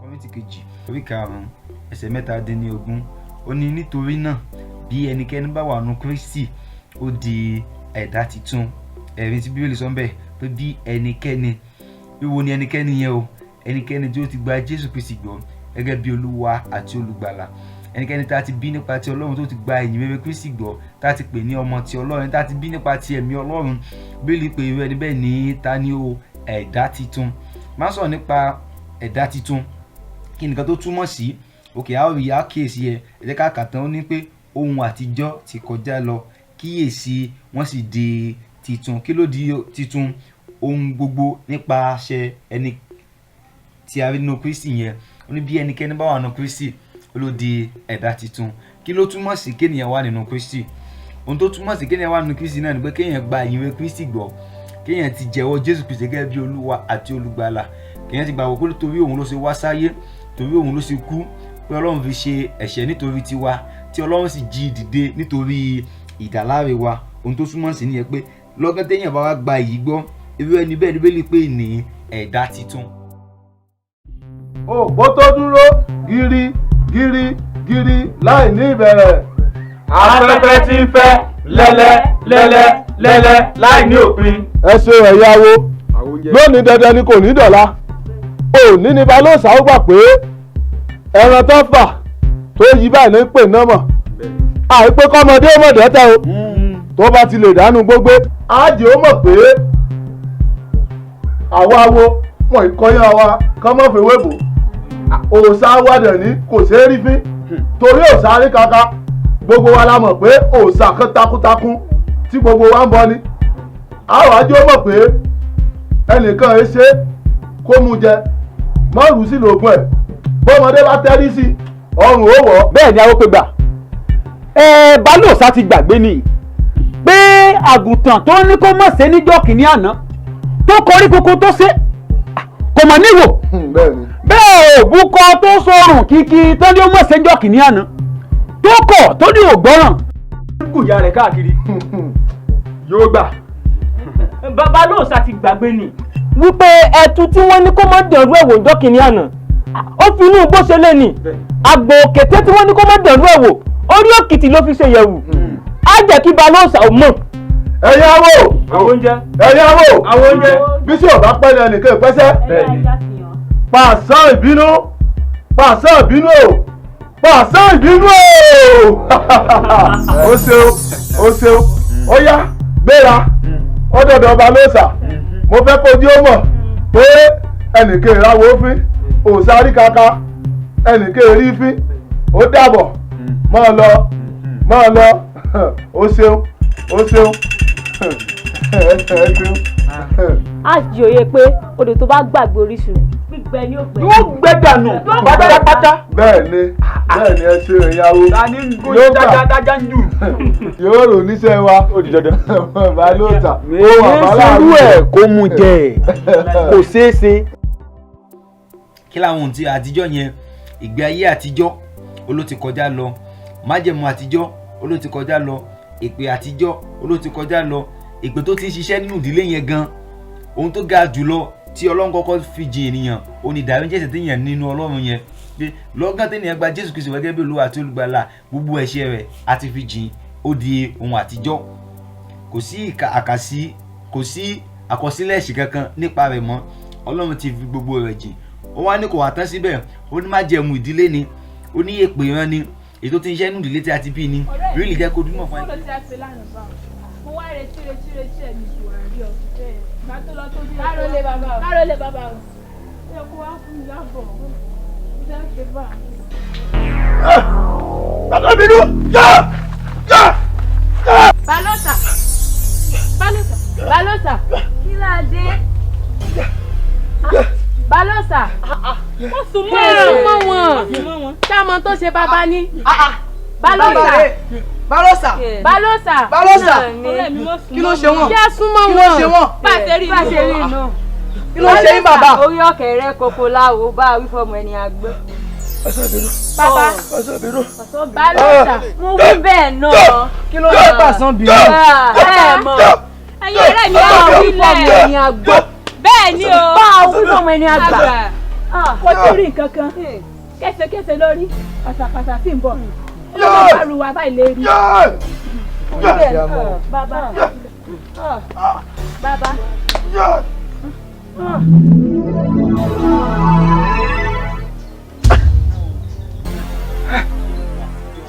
àti kọ́ wípé èmi kì yóò kú kúkú kan bí kò ṣe é yè bí kò ṣe kémi máa ròyìn sí Olúwa nítorí bẹ́ẹ̀ iye ní tèmi.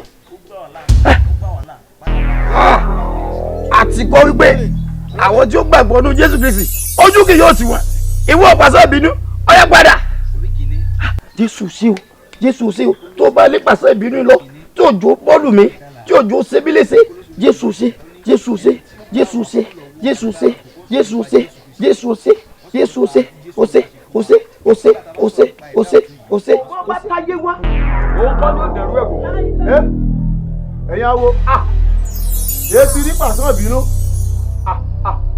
ètí ṣe kí ló dé ọ̀dọ̀ ọba ló sàmọ́rọ̀ ó yà àfihàn padà.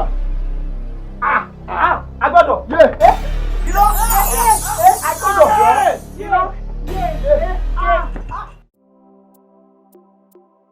kí láà ṣe sọ̀rọ̀ Balosa tó sọ̀rọ̀ ẹ̀dí kan jẹ́gbọ́n sínú ìlú yìí àbòdìgbò ọba tó tùlù tán ni kábíyèsí ẹ̀ ń wòran pọ̀ o.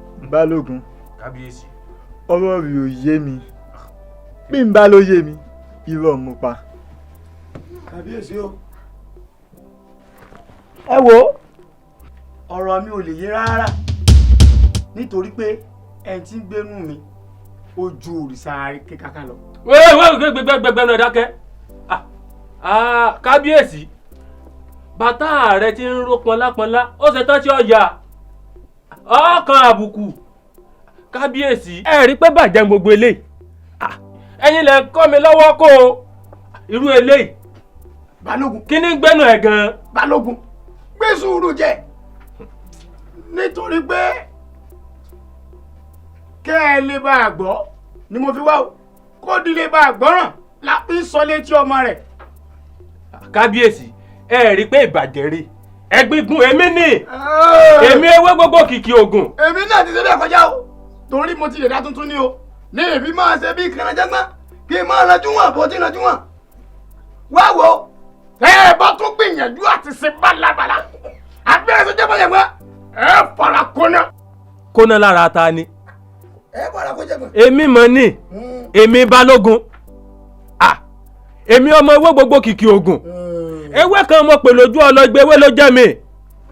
ẹ padà kóná bàbá ìwúkẹ́ tún dẹ lọ́sọ̀ o iná lẹ́ fara kó. kábíyèsí nǹkan ti sọ ọmọkùnrin yìí o ó ti dánṣẹ́ tí ọ̀yọ́ dán wò ó ti dán wò. ẹ máa ń lọ òde tí mò ń lọ yìí kọjá tó lọ kí n tètè máa lọ. ìwọ́n wọ̀ ló ìyá Alákúnlé. ẹ káàbọ̀ baálé mi. ìyá yín ló wà. bẹ́ẹ̀ni. wàhálà ti dé o. kí ló ṣẹlẹ̀. wọ́n ti wọ̀lú o. àwọn olóyè àwọn ọ̀dọ́ ìlú àtòsáré kaka wọ́n ń bínú o. kí náà là á ṣe o. nítorí Jésù tá gbà lọ́wọ́ àwọn Alákúnlé iná fi gbé wàhálà dìde o. ní báyìí tí mò ń sọ̀rọ̀ lọ́wọ́lọ́wọ́ yìí ọmọ kẹrù rẹ̀ báyìí kọ́ ọmọ gbèkó lọ lọ́dọ̀ Alákúnlé. ó dà mo ti gbọ́ baálé mi bá ti di òórọ̀ ọ̀la yín mọ̀ ọ́ lọ. wọ́n ní ojú òórọ̀ ọ̀la èsì ni ó gbéra gbéra nísìnyí owó dọ̀dọ̀ láwọ̀. ó dà mo ti gbọ́ baálé mi wò èmi ò mọ̀ rúbọ̀ láyà tàtà àkóra wa sí ní ìsìn báyìí sábà nìkan lákọ̀ọ́kọ́ gba Jésù ọ̀hún gan ni ló tún fi wá di ẹ̀yìn ológun ẹ̀yìn mọ́ ọ lọ sí ní ìsìn báyìí. ó baálé mi ṣé ń gbàgbọ́ bàánú kankan jàre. Oyèkúnlé wo bàbá ti parí táǹsì tá a ká sọ ìtàn ó wàá lo ẹ̀yìn ilé ó lọ bá ń báyìí olóbì sọ pé ọ̀rọ̀ àsọ ti wá o tó bá ti wí báwọn wọ́n ti mọ tó wí. ìyá mi ọtí ẹ̀dùn náà ṣé bí ẹ̀yin àti kábíyèsí sì máa wò lórí ọ̀rọ̀ balóòsà tí balóòsà fi túlù mọ́ yín lórí. àkùkù wòran iyún gan ló rán mi létí ìgbésẹ̀ tí mo ní màá gbé lórí ọ̀rọ̀. ìgbésẹ̀ irú ìgbésẹ̀ wo ni. ó yẹ Kúnlé máa wò ó tiẹ̀ wò ó mo dé tán bá ń kásọ̀ ìtàn. ó dáa o má pẹ́ o.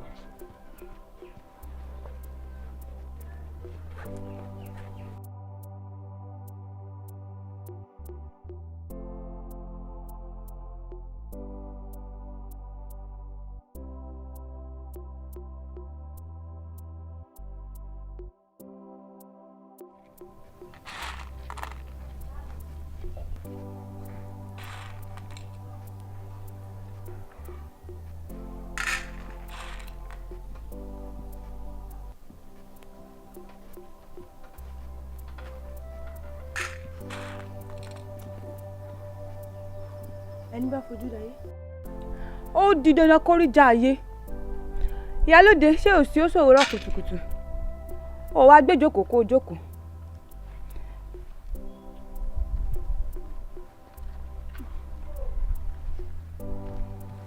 ó dáa mò ń gbá kí ló ṣẹlẹ̀. ọ̀rọ̀ ìlú wa yìí ni fẹ́ ká ṣiṣẹ́ lé lórí. bàbá Alákúnlé ó ti tọ́jà wa. bàbá Alákúnlé kan náà kò bọ̀wọ̀ fóríṣàrí kàkà kò bọ̀wọ̀ fàgbára kankan kódà àmọ́ bí tó ti rú agbára burúkú tó ń lò. ìyálóde mo fẹ́ kó o sì mẹ̀dọ̀ kó o fọkàn ara rẹ balẹ̀ torí ẹni tó bá ní kí láá ṣe òun là á ṣe hàn ẹni tí ò bá sì fi tiwa ṣe ó di dandan kó kàn jẹ̀gbọ̀n.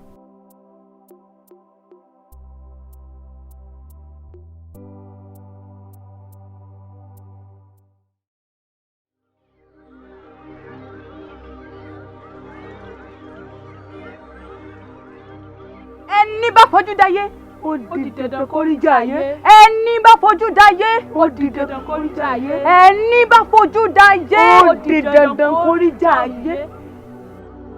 ogun ń gbóná girigiri ogun ń bọ̀ wàràwàrà àwa sì ti ṣetán láti dojúkọ ogun náà nítorí náà àwa ò lè jókòó mọ́ láti sọ wípé kí ogun wá bá wa nílé àwa ṣetán láti dojúkọ ogun náà kí àwa sì mú ṣẹ́gun bọ̀ wá lẹ́ni. Balóòṣà èyí tí ń jẹ́ òrìṣà Bùnmi akọni ọkùnrin nínú ìlú wa yìí.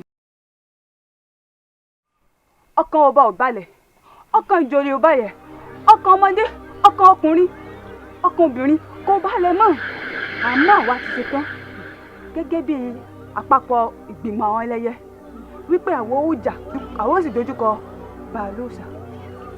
ẹ̀yin ọmọ ẹlẹ́gbẹ́ o a ó pe orí òrìṣà gbẹ̀mí lálẹ́ yìí ọmọ Àpèkẹ́ nítorí wípé ó ti ríjà wa àwa ò sì fún ní ọrùn pa a ó lókun ayé a ó sì fi pa á látọjú oorun.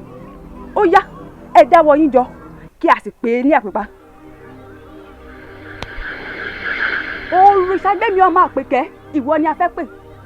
òrìṣàgbẹ́mi níbikíbi tí o bá wà kí o máa jẹ wa ní wàrà àǹsẹ̀sà nítorí wípé ewúrẹ́ tí a bá pè òun ni ó ń jẹ wa àgùntàn tí a bá pè òun ni ó sì ń dáhùn.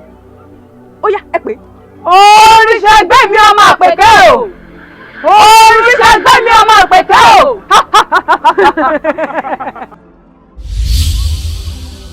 Jésù Jésù gbogbo oṣù gbogbo àjẹ gbogbo alárò padà dáwọ́ padà dáwọ́ padà dáwọ́ padà dáwọ́ padà torí pa ti kọ́ ẹgbẹ́ ẹni tó bá ti wà ní Jésù Kristi ó ti di ẹ̀dá ọ̀tun ohun àtikọjọ́ ti kọjá lọ ojú òsì ní tiwọn gbogbo ọ̀tá gbogbo àjẹ Olúwa dáwọ́ padà dáwọ́ padà dáwọ́ padà Jésù Jésù dáwọ́ padà dáwọ́ padà. ẹ mọ̀ wo bá a bá pe ewúrẹ́ ewúrẹ́ ní jẹ́ bá a bá gbàdò àgbò ní fọhùn tí a bá pe àgùntàn àgùntàn ni yóò jẹ́ tiwo tiwa.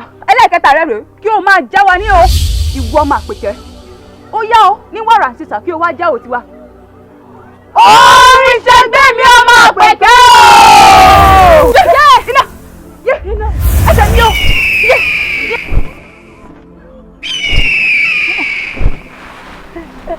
Balóòṣà.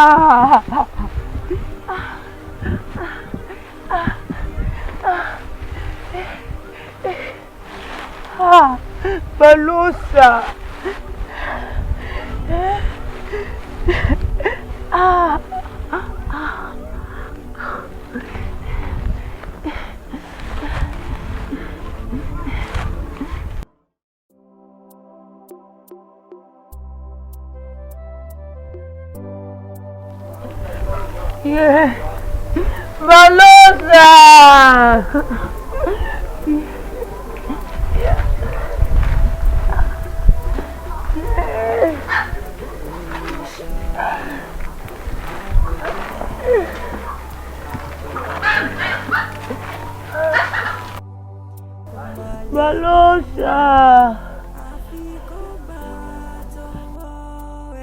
Balosa! Balosa!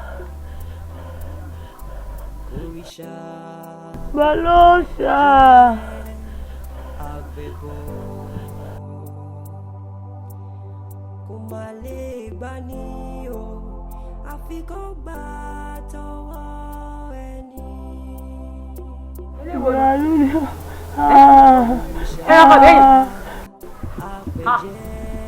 Hey, Babájídé!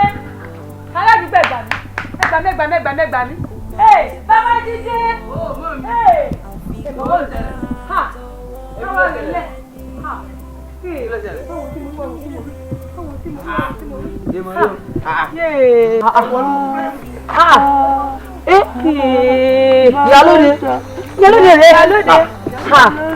Ìyálóde.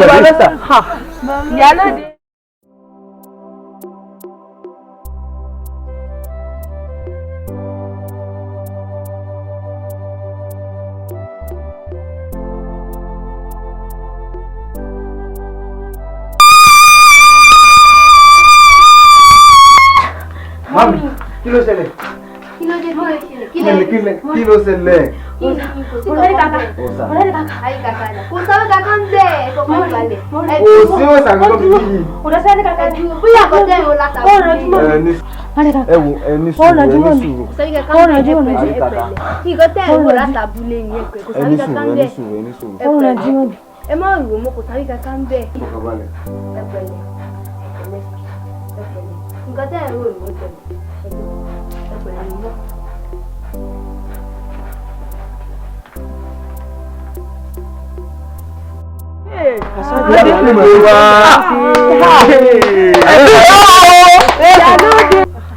Ìyálóde rè ilé gbọ́dọ̀ jẹ́ àṣemọ Balosa kábíyèsí gbọ́dọ̀ dọ̀. ẹ̀yin ẹlẹgbẹ́ mi ẹ̀yin ẹlẹgbẹ́ mi olórí ọ̀dọ́ à ń jẹ́. bó o láṣẹ wá sọ̀rọ̀ lu wa bó ṣe ń lọ yìí tẹ́ bá ṣe mọ wò tí ìlú ó ṣe mọ rí lọ ni tí ó sì máa rí àbí àwọn ọ̀dọ́ gẹ́gẹ́ bí ọ̀dọ́ ọ̀lù táà nínú tá a ṣe sí rọ̀ lu wa yìí. olórí ọ̀dọ́ gẹ́gẹ́ bẹ́ẹ̀ ti ṣe mọ̀ ìtẹ́ bá ní àṣẹ òun là á ṣe alẹ́sẹ̀ kankan lẹ́yìn yìí. gbogbo wa la mọ̀ bí ìlú ìṣe rí èmi tiẹ̀ fẹ́ da lábàá bóyá káwọ̀ ọ̀dọ́ gan ká lọ mú oko. ibi ilẹ̀ wa ẹ kú ìjókòó àjọ òtún o ní àyín ilẹ̀ wa. ẹni tí ó tù ní wo. olórí ọ̀dọ́. òrófó ó tún ti dé pẹ̀lú ìròyìn ẹlẹ́jẹ̀ yìí. olórí ọ̀dọ́ ọ̀rọ̀ ìròyìn ẹlẹ́jẹ̀ kọ́ lélẹ́yìí o. ìròyìn kíra ni o. ẹ wo ìyálóde ń bẹ ń gbàgede o. ìyálóde. ń bẹ ń gbàgede níṣẹ́ ló mú un pé Balosa wọnú ló ní kó ṣàánú òun kó tó òun lẹ o. ìyálóde. jọ̀wọ́ sọ fún wa kí ló ní Balosa tún ṣe o. a ní ìyálóde ń bẹ ń gbàgede ṣe ló mú pé Balosa wọnú tí ń pariwo. òfò ó sojú rẹ̀. ojú mi kọ̀ ọkùnrin máa fi rí. ń bolo gbà wọlé. ẹ wo mo rí yín ná mo gbọ́dọ̀ dẹ́dẹ̀ kábíyèsí. olórí ọ̀dọ́ àìkò fanilẹ̀ fa ti ń ṣe o. ẹ̀yin ẹlẹgbẹ́ mi ṣé ẹ wàá gbàgbọ́ nínú ọ̀rọ̀ òròfó ni àbí kí láṣẹ báyìí. ọ̀rọ̀ tá a sì ń sọ lọ́wọ́ náà ni òròfó gbé wọlé kí wọ́n á lẹ tún fi àṣẹ ẹ wá ní òkun ìwà ruru káwá ruru. Balosa yìí náà tún ni. bá ní kí la ṣe òun la ṣe hàn. bẹ́ẹ̀ni ẹ̀yin ọ̀rẹ́ a wà ní sùúrù ọ̀rọ̀ orí báyìí ká wá sọ pé àwa ọ̀dọ́ agbègbèsẹ kankan a ní sùúrù láti o ọ̀rọ̀ ti délẹ̀ báyìí sùúrù láàrin sùúrù tẹ́ gbọ́ báwọn bóyá a pè pàdé kan lẹ́yìn ilé tá a tún pàdé ni. olórí ọ̀dọ́ ànígbà ó tó gbé ṣe lónìí Balosa fi lulẹ̀ fún wa. bẹ́ẹ̀ ni lónìí àtòhun tó mí àti tí ó mì nílé Balosa yóò dé orú. ó dà kò burú.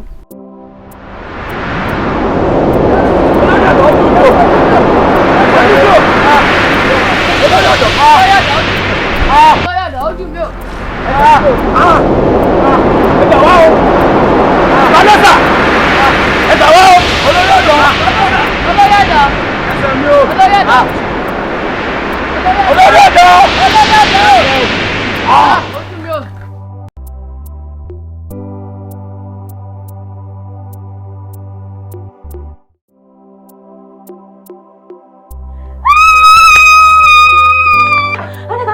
Mami. Mi ò tẹ̀ wá understand gan mọ́ báyìí. Ta lẹ rí? Àríkàkà. Gbogbo òrìṣà àríkàkà nínú ilé yìí. Mo fi bú lórúkọ Jésù Kristi. Gbogbo òrìṣà àríkàkà nínú ilé yìí. Mo fi bú lórúkọ Jésù Kristi. Okay.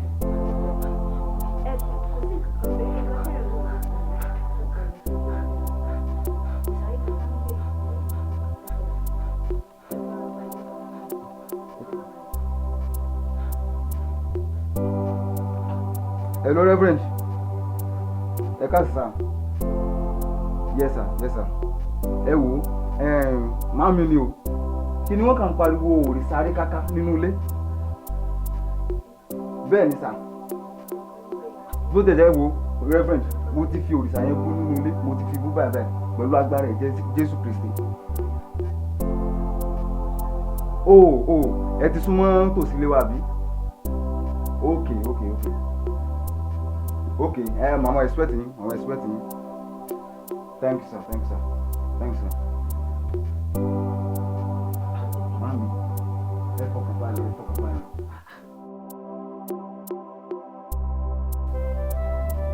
Ègbìnrin ọ̀tẹ̀ bá a ti ń pàkan nìkan lúwé. Kí n mo fẹ́ ṣe sọ̀rọ̀ Balóòsà yìí tí ń dàlúrú mọ́ mi lórí. Àbíṣẹ́ bá ṣe máa wò náà rèé.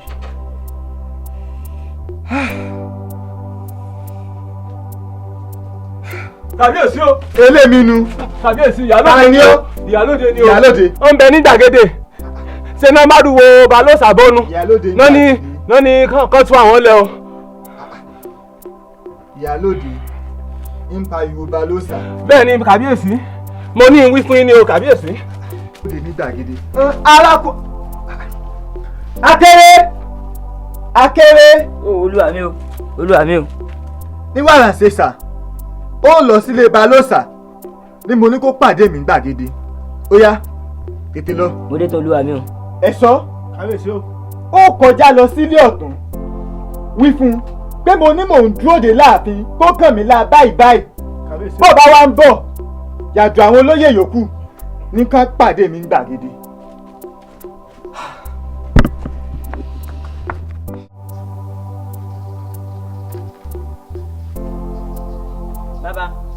Bàbá kárólé o, kábíyèsí ló rán mi sí yín o. Sí o sí o. Wọ́n ní kẹ́ pàdé àwọn ní gbàgede ní wàrà ṣìṣà. Ṣé kò sí tó fi di jágbà yàwó rí? Ìyálóde ń bẹ ní gbàgede tó ń pariwo orúkọ yín pé kẹ́ wá tòun sílẹ̀. Wọn ìbò ń sẹ́rìn. Ọ̀dà wọn lọ. Orí yín náà. Ìṣàlódé pariwo mi kí mo fi sí ìwọ̀n di sínú de.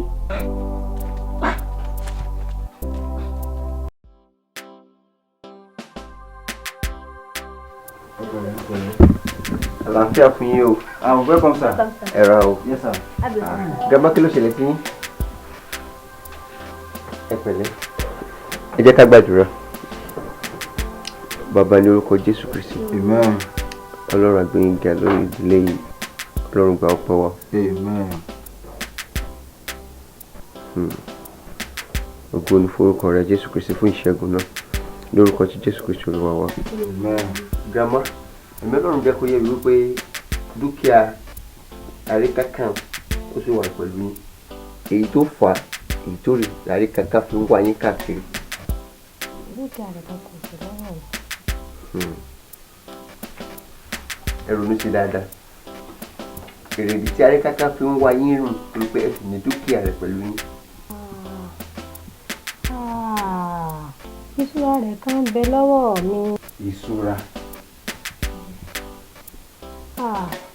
Ọlọ́run má jẹ́ ògọ̀. Ayé yóò ṣe dúró lásán. Grandma, ẹni tó bá ti ní Jésù ti tó fún ààbò yín. ẹ nílò àwọn ohun kéékèèké láti fi lè gbáradì àbí láti lè jẹ́ kó jẹ́ ààbò yín. Orúkọ Jésù Kristi ó ti tó fún ààbò yín. Ǹjẹ́ dúkìá Àríkàkà ǹjẹ́ ẹ̀lẹ́mọ̀bí tó wà bí?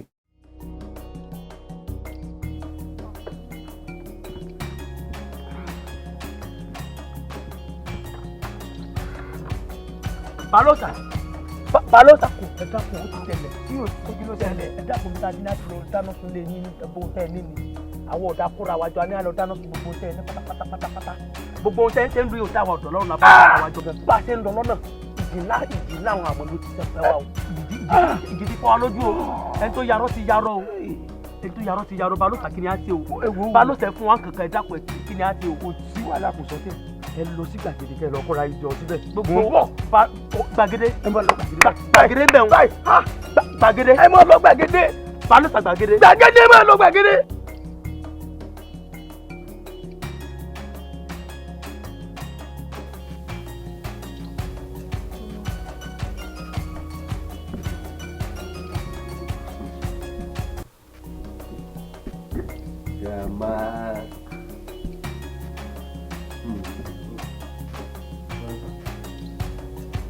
Hello Lágúnlé.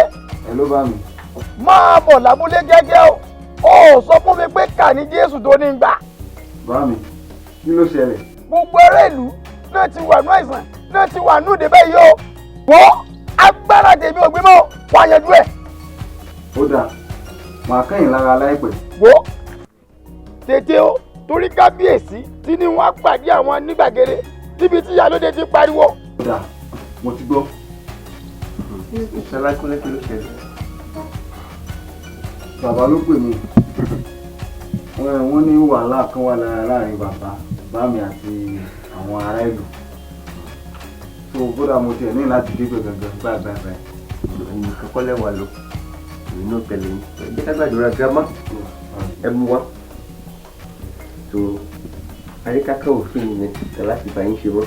Àyìn ti di ti Jésù pátápátá. So bàbá wa gbé yín ga lórí ìdílé yìí. Ọlọ́run gbọ́ pé wa ìwà alábòógbó sẹ́yìn tí mo ṣàbò lórí wọn ògo ní forúkọ rẹ lọ́rùn lórúkọ sí Jésù Kristu lọ́wọ́ so ẹ jẹ́ ìtì lọ. Please sir, let me quickly call. Okay, I will join you now. I want to come and accept you. Okay. Gbàdúrà yìí. ẹ ṣe alàgbà.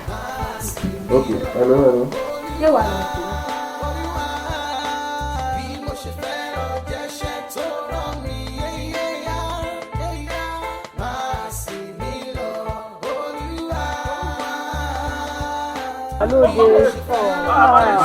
Lóde ọmọ wa ò lálóde ojú wo lè yí o.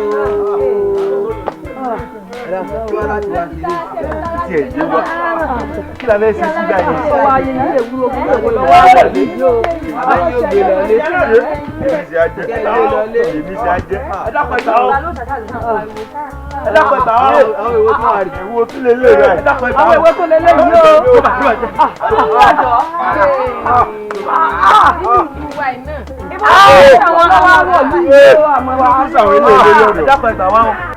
Kí ló tún sẹ́yìn o ẹ̀yin ọ̀dọ́ ìlú? Ẹ̀yin ọ̀dọ́ ìlú. Kí ló dé? Kí ló dé fún wọn? Ojú ilé mà ti fọ́. Ojú ilé mà ti fọ́. Ẹlẹ́mọ̀ ti darọ̀ pọ̀ mọ́ ilé rẹ̀. Ọlọ́mọdé bá ló sọ bọ́ yìí jẹ́ fún wa o. Àwọn ọ̀dọ́ ìlú. Kí ló wá ṣẹlẹ̀ sí wa dé?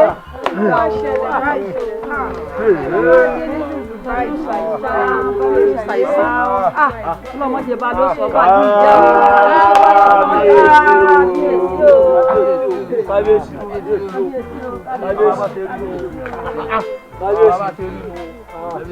Balóòsà ni o. Ìyálóde. Balóòsà ni o. Ẹgbẹ́ ra sọ. Ìyálóde. Kí ló ṣẹlẹ̀? Kábíyèsí ara ló ta mí o. Ara ìlú ló ta mí. Balóòsà. Ìmọ̀ pàgbára burúkú ló ní o. Ara ló ta mí mo fi tàwọn àgbà lọ. Àwọn Balóòsà nítorí yìí. Ara ló ta mí. Ìmọ̀ pàgbára burúkú ni Balóòsà sí o.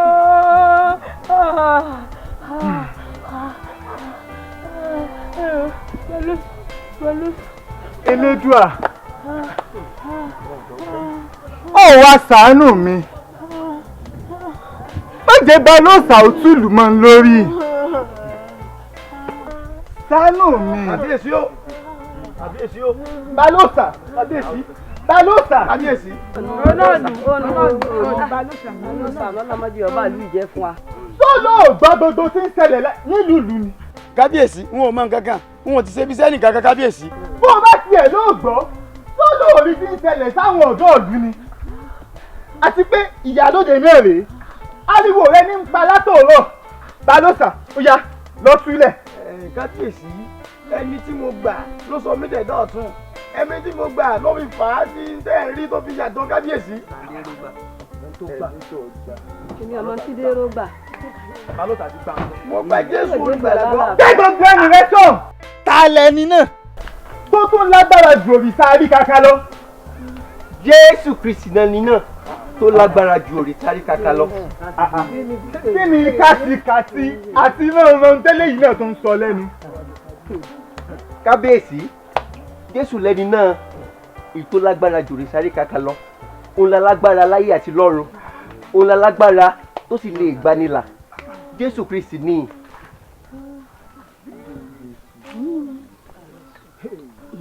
olùṣọ́ àgùntàn ẹ tàn mọ́lẹ̀ rẹ̀ kò yíyan torí inú òkùnkùn náà wà.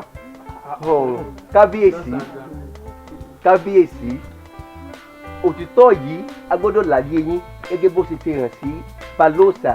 Kábíyèsí Jésù tá à ń sọ nípa rẹ̀ yìí ó fi ìfẹ́ rẹ̀ hàn sí gbogbo aráyé nípa kúkú lórí igi àgbélébùú ẹ̀ṣẹ̀ gbogbo ènìyàn. So ó ti fi ara rẹ̀ ṣe ìrúbọ torí ẹ̀ kò sí ìrúbọ fún ẹnikẹ́ni tó bá gbà á gbọ́. Kábíyèsí ẹni tó jẹ́ Balóòsà nígbà kan rí fún ìlú yìí òun náà ti wà nínú òkùnkùn tẹ́lẹ̀tẹ́lẹ̀ ó wà lábẹ́ ìṣàkóso òkùnkùn bọ̀ ní ìsinyìí ó ti di ti Ọlọ́run torí ẹ̀ lágbára gbogbo Sáríkáká àtagbára gbogbo àjẹ́lú yìí ò fi kà nítorí pé ó ti lẹ́nìkan èyí tó lágbára ju gbogbo wọn lọ. agbára tí Balóòsà ní ju ti ẹ̀ lọ. Àríkàkà Àríkàkà Àríkàkà ó sọ fún mi pàgbára rẹ pín síbì kan ó sọ fún mi pàgbára rẹ lòdìwọ̀n ó wí fún mi pẹ́ni tójú lè tì ní ọ̀ èyí àti ṣe tó o fi fààyè gba Balóòsà tí fi ń pọ́n wa lójú. gbẹ́nu ẹ sọ ìwọ òpònú yìí ìwọ afọ́fún gbẹ̀mù yìí ìwọ tó o ti kú tó rò pé o wà láàyè bí ìbáṣepọ̀ o ti kú ni ṣé wo ò lójú ni ò lójú pé agbára tí Balóòsà ní ó ju tèmi lọ. agbára Balóòsà ju tiẹ̀ lọ. Ẹ̀yin ará ìlú Àmórì ǹjẹ́ mọ̀ pé ẹnikẹ́ni tí ò bá ní Jésù Kristi òkú ni. bẹ́ẹ̀ ni òkú ni gbogbo wọn. nítorí láti àtètèkọ́ṣe wá nípasẹ̀ baba ńlá wa Ádámù nígbà tó ṣe àìgbọràn sí òfin Ọlọ́run ní gbogbo ènìyàn pátápátá ti di òkú. ṣé pé òkú ni gbogbo wa. bẹ́ẹ̀ ni ṣùgbọ́n ògo ni fún Ọlọ́run tó fún wa ní ọmọ rẹ̀ kan ṣoṣo Jésù Kristi pé ẹnikẹ́ni tó bá gbà á gbọ́ yóò ní ìyè àìnípẹ̀kun. Kábíyèsí àti ẹ̀yin ará ìlú Àmórì so ẹnikẹ́ni tó bá ṣetán nínú yín láti gba Jésù Kristi gbọ́ yóò ní ìyè àìnípẹ̀kun yóò sì ní ìtúsílẹ̀ kúrò nínú ìdè àti ìgbèkùn èyí tí ó wà. ǹjẹ́ ẹ ṣetán láti gba Jésù Kristi gbọ́? àti ẹ láti gbà àbí ẹ̀yin èèyàn mi. dákun arákùnrin bó la ṣe wá fẹ́ ṣe àwọn tó wà ní orí ìdùbò láìsàn báyìí àbí bí wọ́n ṣe bá kú lélẹ́yìn ni. rárá o ẹ̀yin aráàlú wọn Liverpool àǹfààní tó wà nínú gbígba Jésù Kristi gbọ́ iná ní ìdáǹdè àti ìwòsàn àìsàn wa so ní kété èyí tó bá fààyè gba Jésù Kristi nínú ayé wọn so wọ́n rí ìtúsílẹ̀ nínú ìdè so wọ́n rí ìtúsílẹ̀. ó yá a ti fẹ́ gba Jésù ọ̀. so ẹ̀yin aráàlú àwọn òní. ẹ máa wí tẹ̀lé mi Jésù Olúwa. Jésù Olúwa. Ó gbàgbọ́ nínú ikú àti àjíǹde rẹ. Ó wá láti kú fún ẹ̀ṣẹ̀ mi. Ó mo sì fẹnu mi jẹ́wọ́ rẹ gẹ́gẹ́ bí Olúwa àti olùgbàlà mi. Gẹ́gẹ́ bí ìwé mímọ́ ti wí wípé ẹnikẹ́ni tó bá gbà á gbọ́ ojú kì yóò tì í. Mo jẹ́wọ́ rẹ gẹ́gẹ́ bí Olúwa àti olùgbàlà mi. Gba ọkàn mi là. Ògo ni fún orúkọ Ọlọ́run. Oh, hallelujah. Kábíyèsí ẹsẹ̀ rẹ̀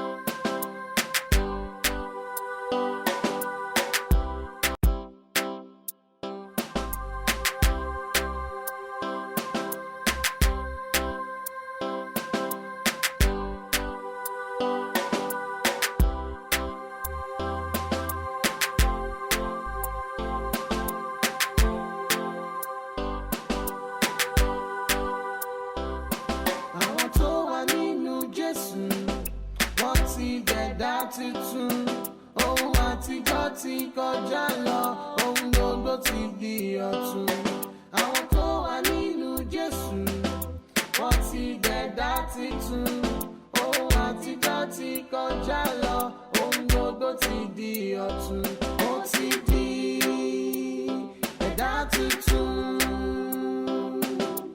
Jésù ti sọ mí dènìyàn tán.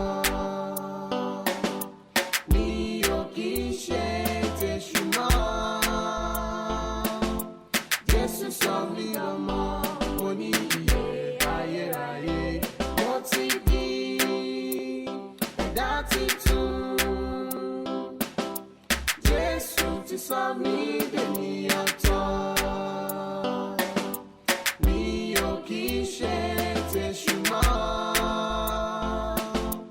Jésù sọ mí dọmọ.